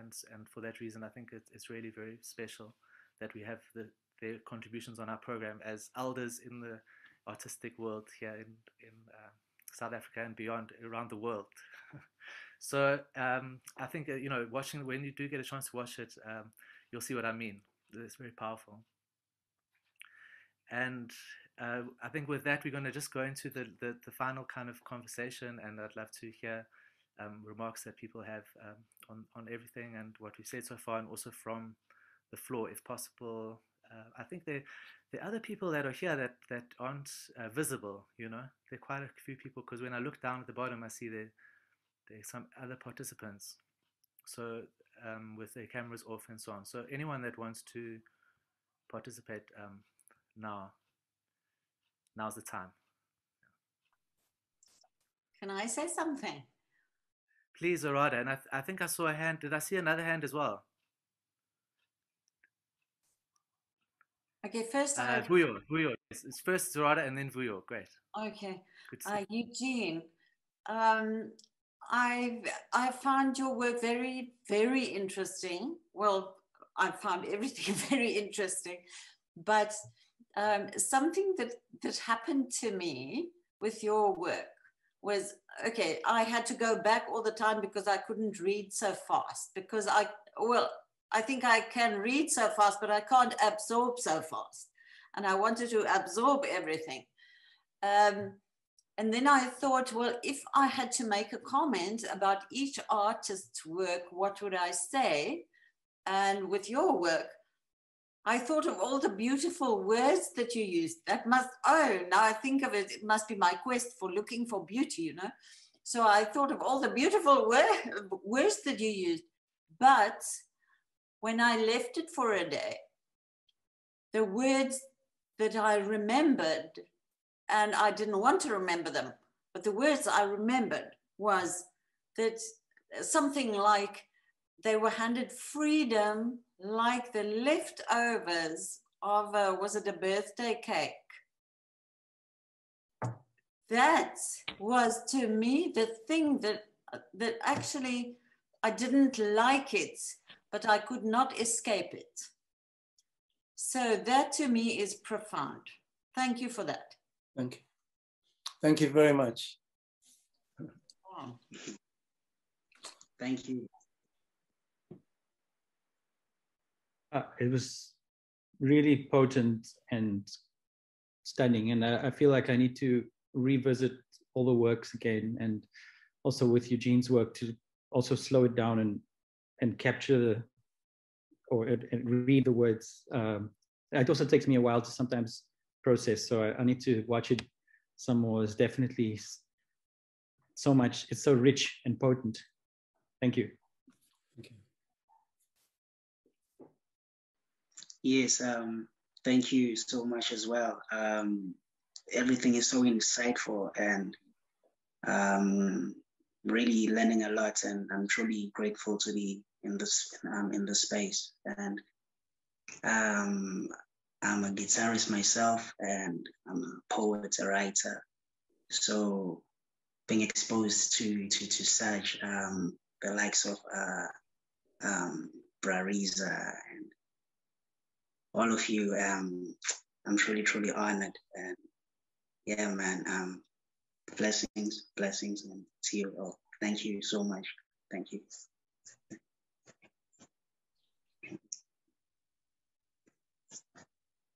Garth, I would also like to say something about your work. I found it interesting. Did you work with Mariki Poe? Did you work with her? Yes, I have worked with her. Yeah. Wasn't there a performance in the Moederkerk of the Khoisan Psalms or something? That's right, Koyan Psalms. Yeah, I'm so sorry I missed that. But I'm going to, I would love to talk to you about it, but not now. We'll get some time later to talk about that. But what grabbed me in a similar way than Eugene's Freedom and the Birthday Cake thingy was that little sketch of Table Mountain, was it? Crime Scene. Boy, that hit me. That was really bad. It was really bad, but so strong. Thank you for that. Yeah. I think it's good that it hit people in a bad way. Yes, I think so too, but I didn't like it. But it's very strong. It is very strong. Thank you. I thought for somebody like you, Zorada, I think the poetry in the title of that piece was enough medicine for things to be dealt with, and that's why I called it exoneration. Yes.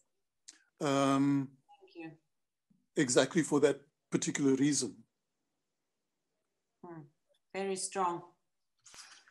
It's coming to Garth's piece, there's this kind of convention in music when you have pieces within a program, within a movements of a work. There's this convention that the difficult work and the dark work and the challenging work and is normally like cushioned by other work around it, and then it's presented in the middle, like maybe as the lament or but Garth's work came and hit so hard that I felt we have to complete the program here, because where can you go from there, and then on the other hand, Eugene's work with the beautiful calligraphy and the colors and the hope and the inspiration in it, but also both speaking to the reality, And so Garth, I felt like by ending with your piece, rather than putting it somewhere in the middle, it's also acknowledging, that this is really the what we're all facing, especially here at the moment, and it's ongoing. So I really felt that, in a way, by the time we reach your piece, Garth, it's like we've been prepared emotionally. We've gone through some emotional journey that everyone contributed to, but then at the end, that incredible final, series. So, yeah. Thank you, Daniel. And I think all in all, from a curatorial aspect of this project, I'd like to commend you and Cameron, and I think you've done a fantastic job here. And I feel especially privileged to have followed Eugene's piece. And I think the way you guys conceptualized the totality of it was very well done. So thank you very much. Thank you, Garth. That means a lot. Thank you so much. Thank you. I just want to say I echo that. You know, like, you know, in the old days in the meetings, I second that. You know, yeah, man. Second. Yeah, big time. Big up, my brother, Garth. Thank you. Thank you. You're so, you know what? You have to allow me this because I'm an elder, you know. I'm coming back to culture now. You see, Garth in some ways reminds me of Steve Biko, you know, my brother who I worked with, who I drove. And I'm proud to say I'm the artist with the same inks that I used in my calligraphy, in my poetry. Those are the same inks that my father bought me when I was a child. And I used those inks to draw the iconic fist. You know, do you know that I'm the artist who drew the Black Power fist? Right, I know that, yes. In Steve Biko's presence. So I want to say to you, in praising you, that last statement, you embody that braided, you know, that dreadlock quality, that braided quality that Steve Biko had, where he was a very, very gentle, charismatic, beautiful, beauty-loving man. But at the same time, man, he didn't take prisoners, you know, if you know, to use. So you remind me of him in that, you know, you've got those two qualities well balanced, you know, incredibly poised, like how you cleverly said to Zorada that it's in the title, and then you have to give us that image. We have to digest it, you know, we can't run away from it. We are locked down, we are locked into it. Poof.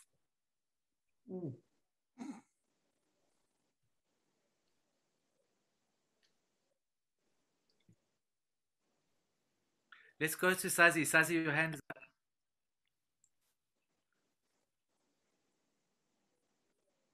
Thank you, Daniel. I thought to put down my hand because really I just wanted to express my appreciation at being part of the forum. I had some questions to ask different people, not maybe for an answer, just to maybe to reflect what I think when people, you know, share, and maybe it's something that I can just leave on the table, you know, that, you know, perhaps to first apologize that I haven't seen all of the shows, but I see that each and every individual has a certain take and also an expression that is very much worth reading in how it speaks maybe to think of sensing the social, the people around them and them themselves, especially as artists, as individuals, because you can see the process of creating being that very discriminatory, you know, thing of trying to perfect something. And often sometimes you read that in that perfection is people trying to perfect themselves, you know, in a certain way, not only the work that they do, you know. And I don't dispute that. I suppose every artist has got some of that, you know, it's all trying to get better. And I dare say and risk saying that getting better at being good, you know, at being good. In saying that, maybe I'd like to just reach what I recognize as, you know, this question between individuality and maybe to try and relax, you know, alongside myself, the notion that we are complete and that we are defined as individuals. We are not individuals. We always pursue the I. That does not exist. You know, there's no closure. You're not even, you know, you are your mom and your father. There's no one person who's ever one. You'll never be a thing. You are made. I mean, that's somehow I think of it. There'll never be a size. I can never just replicate and produce a person. That's maybe the kind of thing that exonerates this thing of questing for certain individuals. That in everything we do, there'll always be others. There'll always be others.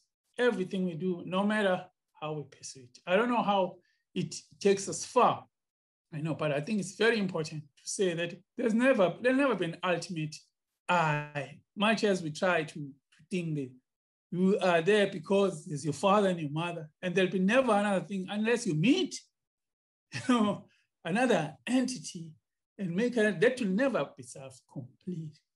The second thing, perhaps, that I wanted to mention in this community of perfection, you know, is that there is also a danger in trying to refine this product that we leave out, some other people. I realize that as a musician, there's people who cannot hear. I don't know how to, those people, all this musicking and all this beauty and all this smartness, cleverness we make with sounds and all this discourse we've put in even microtonalities, that there's people who cannot even hear this, we draw, we make pictures, we do, there's people who cannot see this, and that maybe that's one of the questions that should never escape us, in whatever we've chosen to do and to do better, that there is somebody we've left out of this language. Whatever language we prefer, there's always somebody. For now, I'll leave it at that. Or maybe just talk to Niku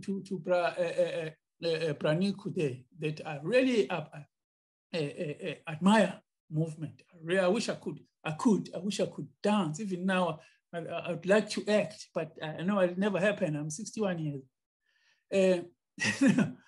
That I have a very intriguing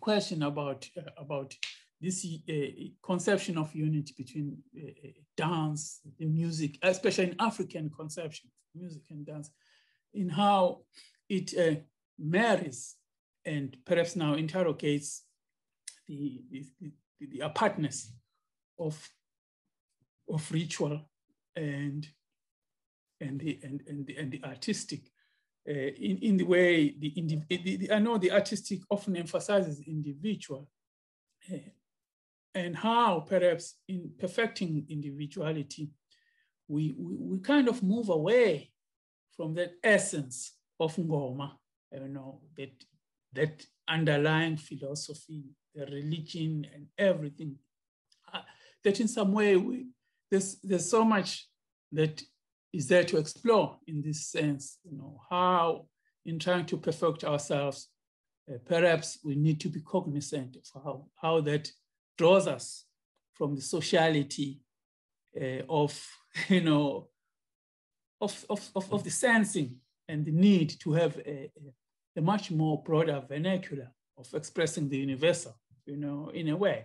Just like I said at the beginning, that the little harmonics that the individual hears from the universe and communicates their stories to the universe, they are the same as is sung by the bandla, the punga, the man there and the crow. They'll sing all in that exactly the same thing. That magic escapes me, and how, I don't know. But thank you so much for this. Thank you, Daniel. Thank you, Cameron. And of course, the composers and the improvisers. And I wish you best. Thank you. Thank you, Sazi. Let's go to Francisco. Thank you, Sazi, so much.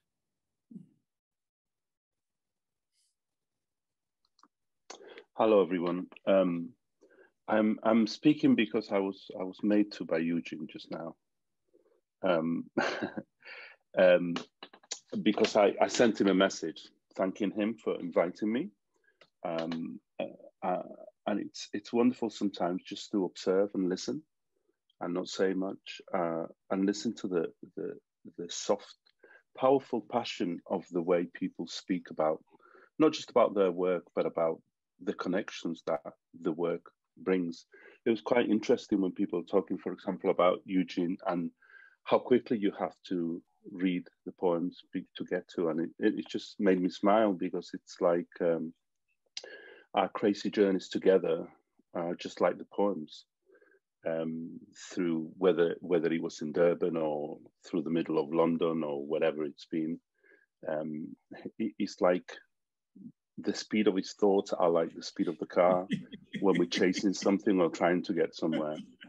And yeah, I haven't heard or I haven't seen or listened to everything, but I have a connection with South Africa that goes a long way. I am from Chile, and I think the connection that I have with Eugene is forever for a long time, and many other South African brothers and sisters. Thank you for today. It's been wonderful and very, very touching and very, very deep.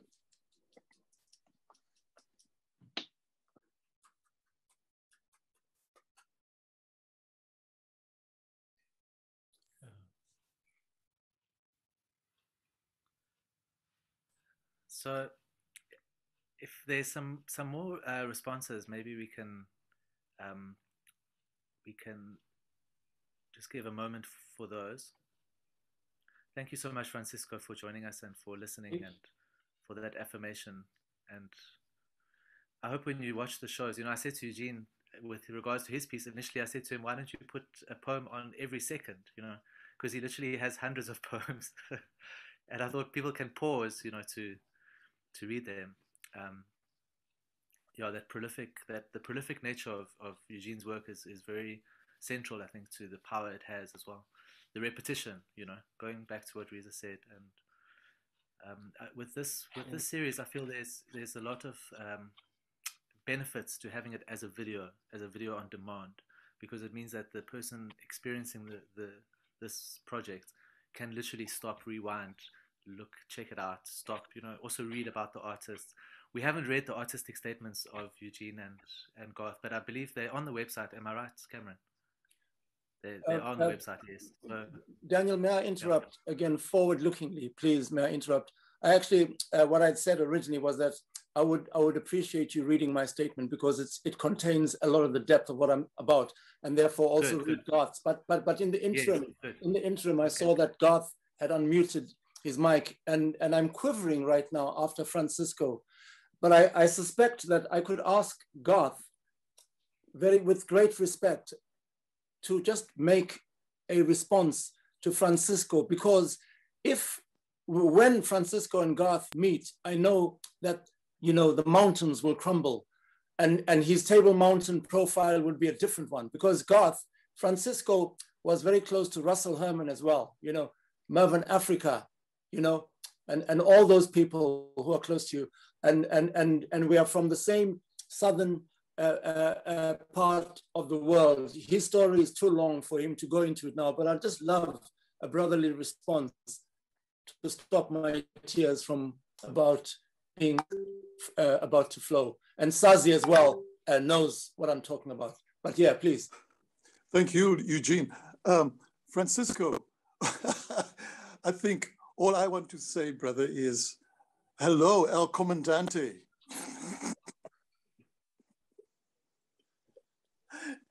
And you know that thing about Eugene, and I like the way Eugene said, not if we meet, but when.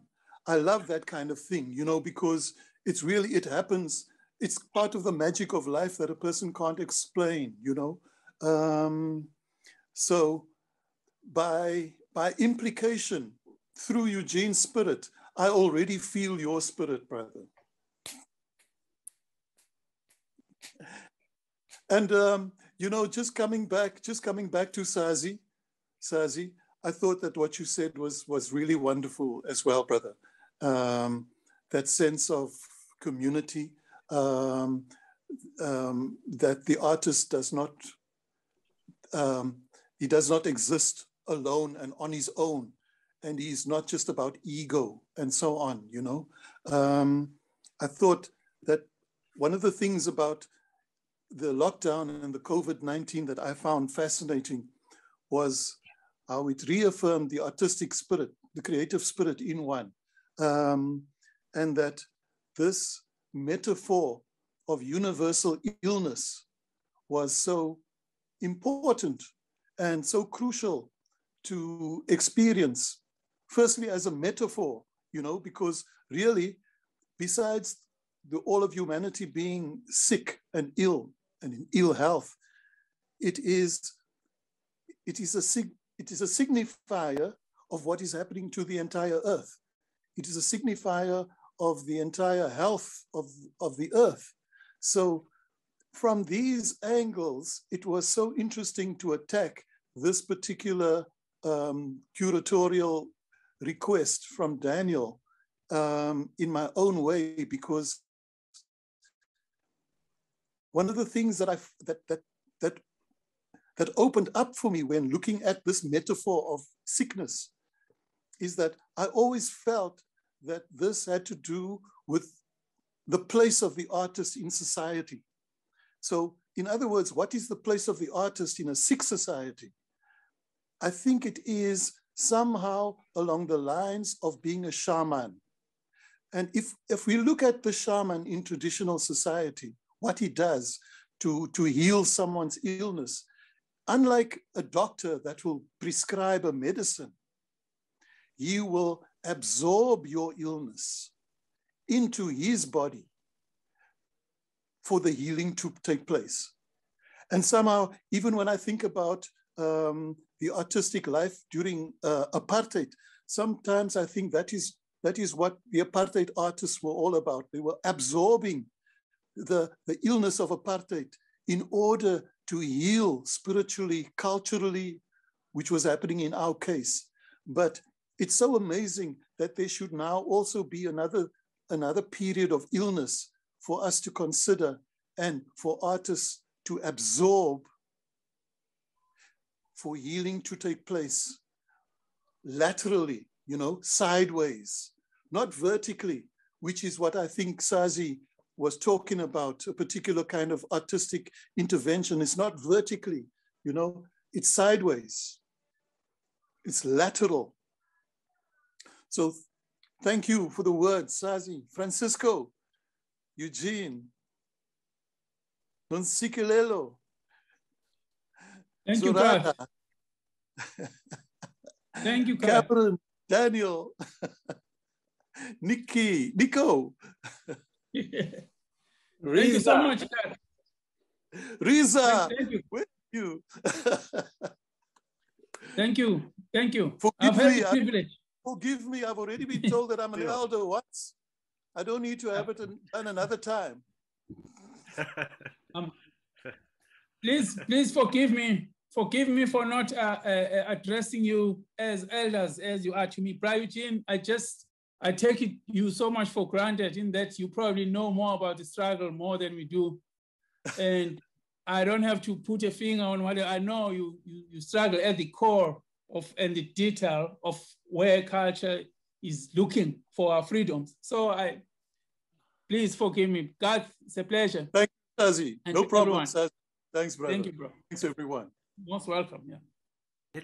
Let me read the artistic statements from Eugene and Garth, and that will also give us a place to conclude, and I'll give everyone a chance to give a concluding statement. So Eugene's composition was called Ipupo Lasendle, Dream of the Wilderness. This creation is a testament to my recourse to creativity as the fundamental human initiative for finding a solution to the vicissitudes of life. Throughout my life, I've always relied on my innate creative skills to navigate life's impediments. For me personally, the culture of lockdown imposed by the COVID-19 pandemic is, at its core, no different to any challenge that I have been presented with in my life of being in perpetual attainment of alignment and well-being, except that the scale of its virulence makes the striving for a deeper balance within myself, as well as between myself and the world at large, ever more acute. At the beginning of lockdown in 2020, I vowed to write a poem every day inspired by the aspiration of unveiling the light of hope hidden from view for most of us. I was determined for my daily poems to be a beacon of hope for us all. The success of this humble initiative revealed itself to me in the massive positive responses I received, including private messages of thanks from people whose lives had been transformed by my words. I was deeply moved by the profound effect that my poems were having on people in parts of the world far away from my temporary enclosure in Clapham, London. Of particular note was the Welsh violinist singer-composer Sinead Jones painting some of my poems on a public wall on her street in Splot, Cardiff, so that community could be inspired to find hope from the distressing effects of the pandemic. Central to the ethos of my lockdown creative process is that I allowed myself to be absorbed into the world of my dreams, because in dreams anything is possible. I don't have to physically travel to magical destinations, because the ones in my dreams are more magical than any in existence. This way, my joy and sense of fulfillment are perpetually ensured. From childhood, I've always used whatever is in my environment, whatever is available to me to create art.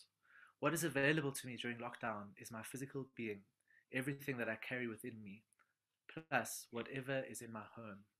These became the tools of my creativity. And Garth's composition is titled Virulent Strain. Decolonization is firmly foregrounded across the multiple mediums in which I work. Film as a medium is new to me. The isolation and solitude of lockdown allowed me the time and space to explore basic filmmaking skills using the iMovie app for cell phone. Virulent Strain is made up of 4 short films set to music that constitute the 4 chapters of the work. In the first 2 chapters, it is the audio that inspires the image, while in the last 2 chapters, the image inspires the music. Chapter 1 contains an example of a local WhatsApp voice message that went viral in the first few weeks of lockdown, when people were flouting social distance rules. This voice is an identity marker for the indigenous people of South Africa, the Khoisan. The anonymous voice speaks in Afrikaans in the strong accent and vernacular style of the people of Namaqualand. It is a vernacular characterized by an abundance of colorful and ironic humor and swear words, of which the word "konsekant" is a classic example that can be roughly translated as other expletives in English. In this extract, the speaker is strongly venting his anger at those breaking lockdown regulations where he stays, but also at the police who ride by and do nothing. Virtually every second or third word that he utters is a swear word. The second chapter contains the cell phone audio that my friend Jethro sent me of his verbal altercation with police during a lockdown protest in his community, and the sounds of his being shot later with rubber bullets during the same protest. Jethro is my colleague in the band Koi Connection. Chapter 3 focuses on the shaman in indigenous culture as the communal healer or medicine man in the context of the time of COVID-19 plague. Chapter 4 is a meditation on place and the hurts inflicted by colonization.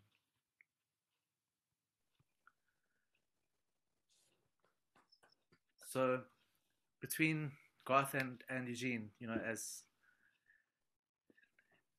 as much as we were looking at this brief, you know, that we've all addressed ourselves to, I feel that they really went beyond, you know, similarly to what Sazi was alluding to, that it's beyond the eye, you know, and they gave us a way to really experience that, as much as we're experiencing it virtually, you know, but we're still partaking of it, and we're still enjoying something of what we're missing, of what we're all missing, which is the time together that we long for, you know. Especially as musicians, where that's really what we are accustomed to, and this is rather strange for us. But I want to say that today went better than I was expecting, from the point of view of how we've been able to have this conversation. And so I'd love to give everyone a chance to also round off, you know, what they feel was significant about today and about the work. And I also want to say a big thank you to the work that was done behind the scenes by Cameron and Ignacio again, and they really made it happen. And let's hope that we'll really reach a lot of audience with this concert as it's up on the festival website for a few weeks and then beyond that. Thanks. So I think we can maybe go around in a circle, a Zoom kind of circle. Maybe if we, I don't know what, it's probably all different on all of our screens, but I'm not sure. Maybe we can start with the 3 improvisers again. Maybe in the order of the program, that would make the most sense.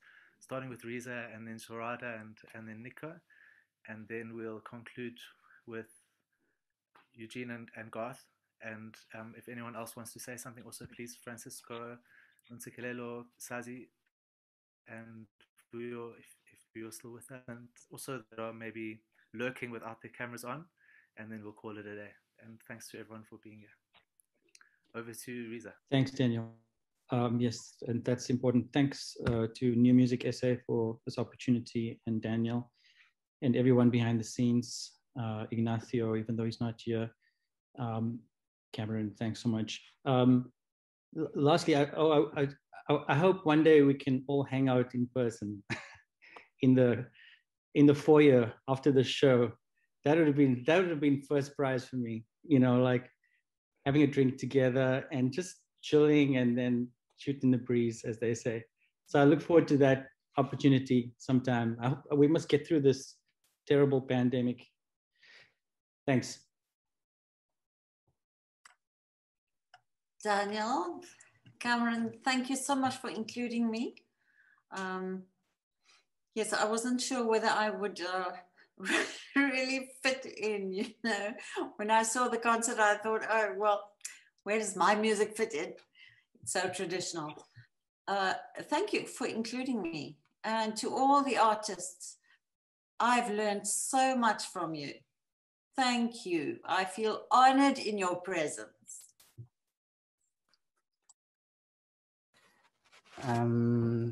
Oh, thank you, Daniel, and thank you, Cameron, and everybody behind the scene. Yes, I feel the same as Zorada, saying I didn't know if I quite fit in this, but after having a conversation with everybody, and I really find my place within everybody, because I feel that we somehow connected in such a very high volume. I don't know, I feel goosebumps while saying this. So like I was really moved and touched by everybody, and really thank you.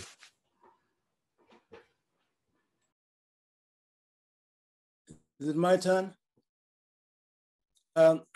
New Music SA, Daniel, Cameron, Ignacio, fellow artists, may the harvest of the fruits of your prodigious gifts be ever more abundant. Magwande, Amaku. Ngiyabonga.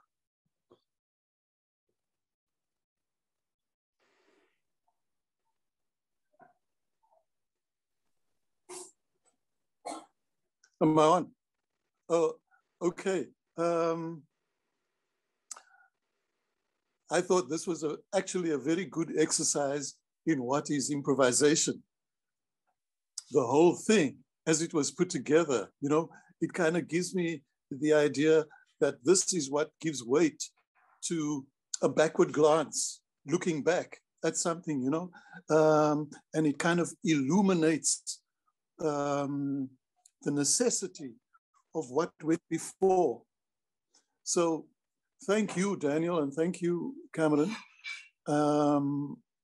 And I can only say how much I echo Eugene's words of praise for everybody.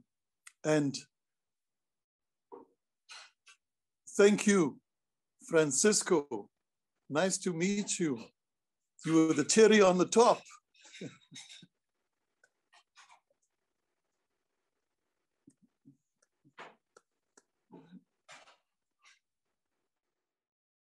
I wish Kyla could have been joined us. It would have been a treat. Yeah. Please go ahead, Francisco. Yes, Garth, I have been waiting for this moment for a long time.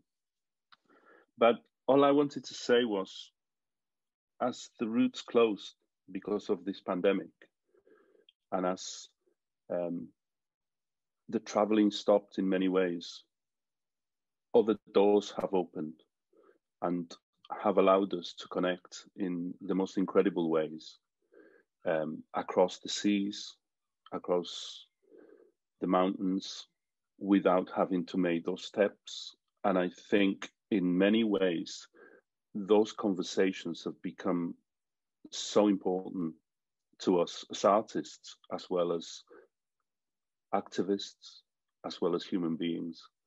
And I think it needs to continue, whether we meet after the concert for a drink, as Reza said, or not. I think this moment shows the power that we have and the tools that we have to ensure this connection becomes more powerful and more human. And again, thank you. And thank you, Eugene, for inviting me. Okay, I'm gonna say my last few words. Thank you very much for inviting me, Daniel. I also wasn't sure how I fit into this, and I didn't know I was gonna have to speak. So that was a surprise. I wish I was in South Africa right now. You guys have no idea. I miss home so much. I'm in France and it's 32 degrees outside. I love it. I love summer, but I still wish I was home in South Africa. And just to say that I am based in a gallery that deals especially with South America in Nîmes. And it's a gallerist who's French, who's married to a Chilean woman, actually, Francisco. And I was thinking about what Sazi said about working together. And there was a collective in South Africa in the 80s that was called AfroPix in photography. And they worked together against apartheid to document apartheid, not according to how people were sent over to come and document apartheid, but how they saw and experienced it themselves in the township. And those people were really important in informing really what was going down the ground. In fact, in Chile, actually, there was also the same collective that was also informative of what was going on there. I would like one day, this is my dream, to actually come to South Africa and bring those two together and look at both the continents and how we are dealing with fascism, with apartheid, with all of these things. This is my dream for now.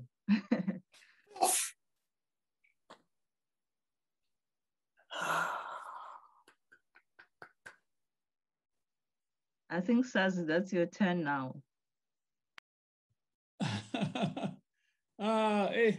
I've said too much. Thank you so much to everyone.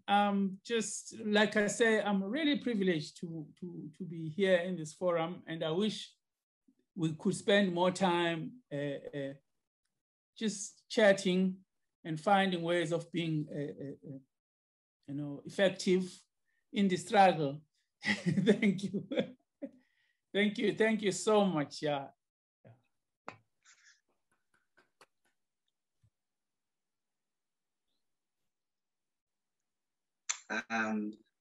Thank you.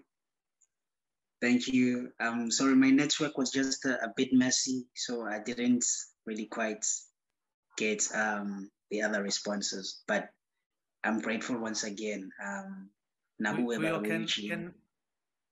I ask you maybe to close off for us with a poem, with a freestyle, because we're going to start. we need to end this. We need to end this now, and I think we all want to just chat, but we're gonna need to wrap it up. Maybe you can give us a closing. Yeah, mo.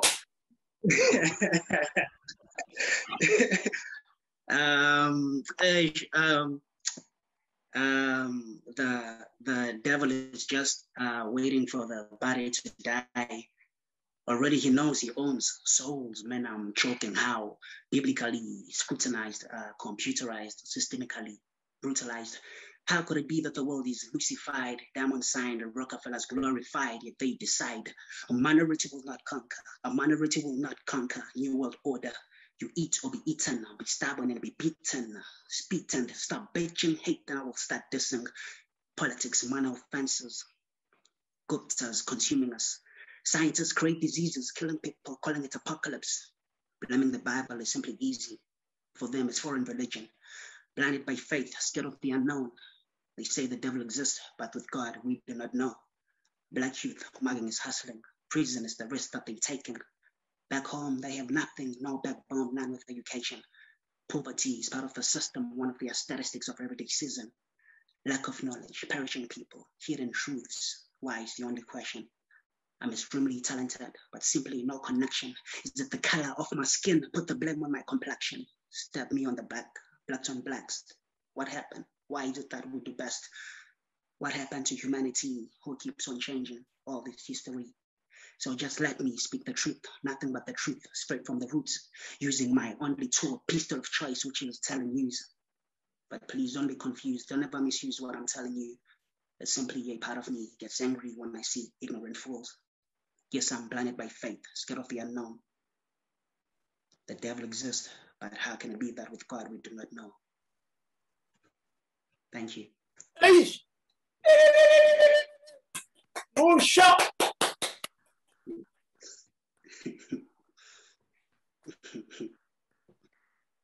Yeah.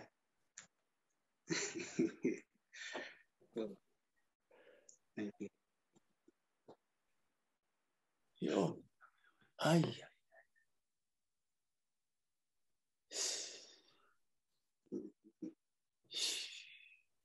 Daniel,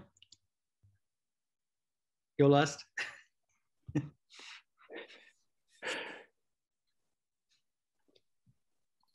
I'm gonna ask Cameron maybe just to close for us, and then I wish everyone all the best. Thank you so much for today. Thank you for the whole series, and I hope to see everyone soon. And let's continue with some of these things that have been raised here. You know, I think you, especially to Sazi, I think you've really given a lot of perspective, a lot of questions, and to everyone. Thank you, Nonsekilelo. Thank you so much for your contribution, Francesco. A lot of people, we're all meeting each other for the first time, you know, but this is really meaningful. So thank you. You can let Cameron close first. Thank you so much. Thank you, Dan. Thank you, Cameron. I feel like I'm doing the closing prayer after a church service or something. But it does feel like it's been wonderful. To be honest, just amazed at everyone's stories, other than the music that we've heard, or that I've had the privilege of hearing so much of. We never imagined it for it to be just this big, and there are 9 or 10 of us in the so-called room here, and I've joined so many webinars in the last year or so and felt connected but also disconnected at the same time. This is the most connected I've been, and it was wonderful and a privilege. So thank you, and let's keep connecting.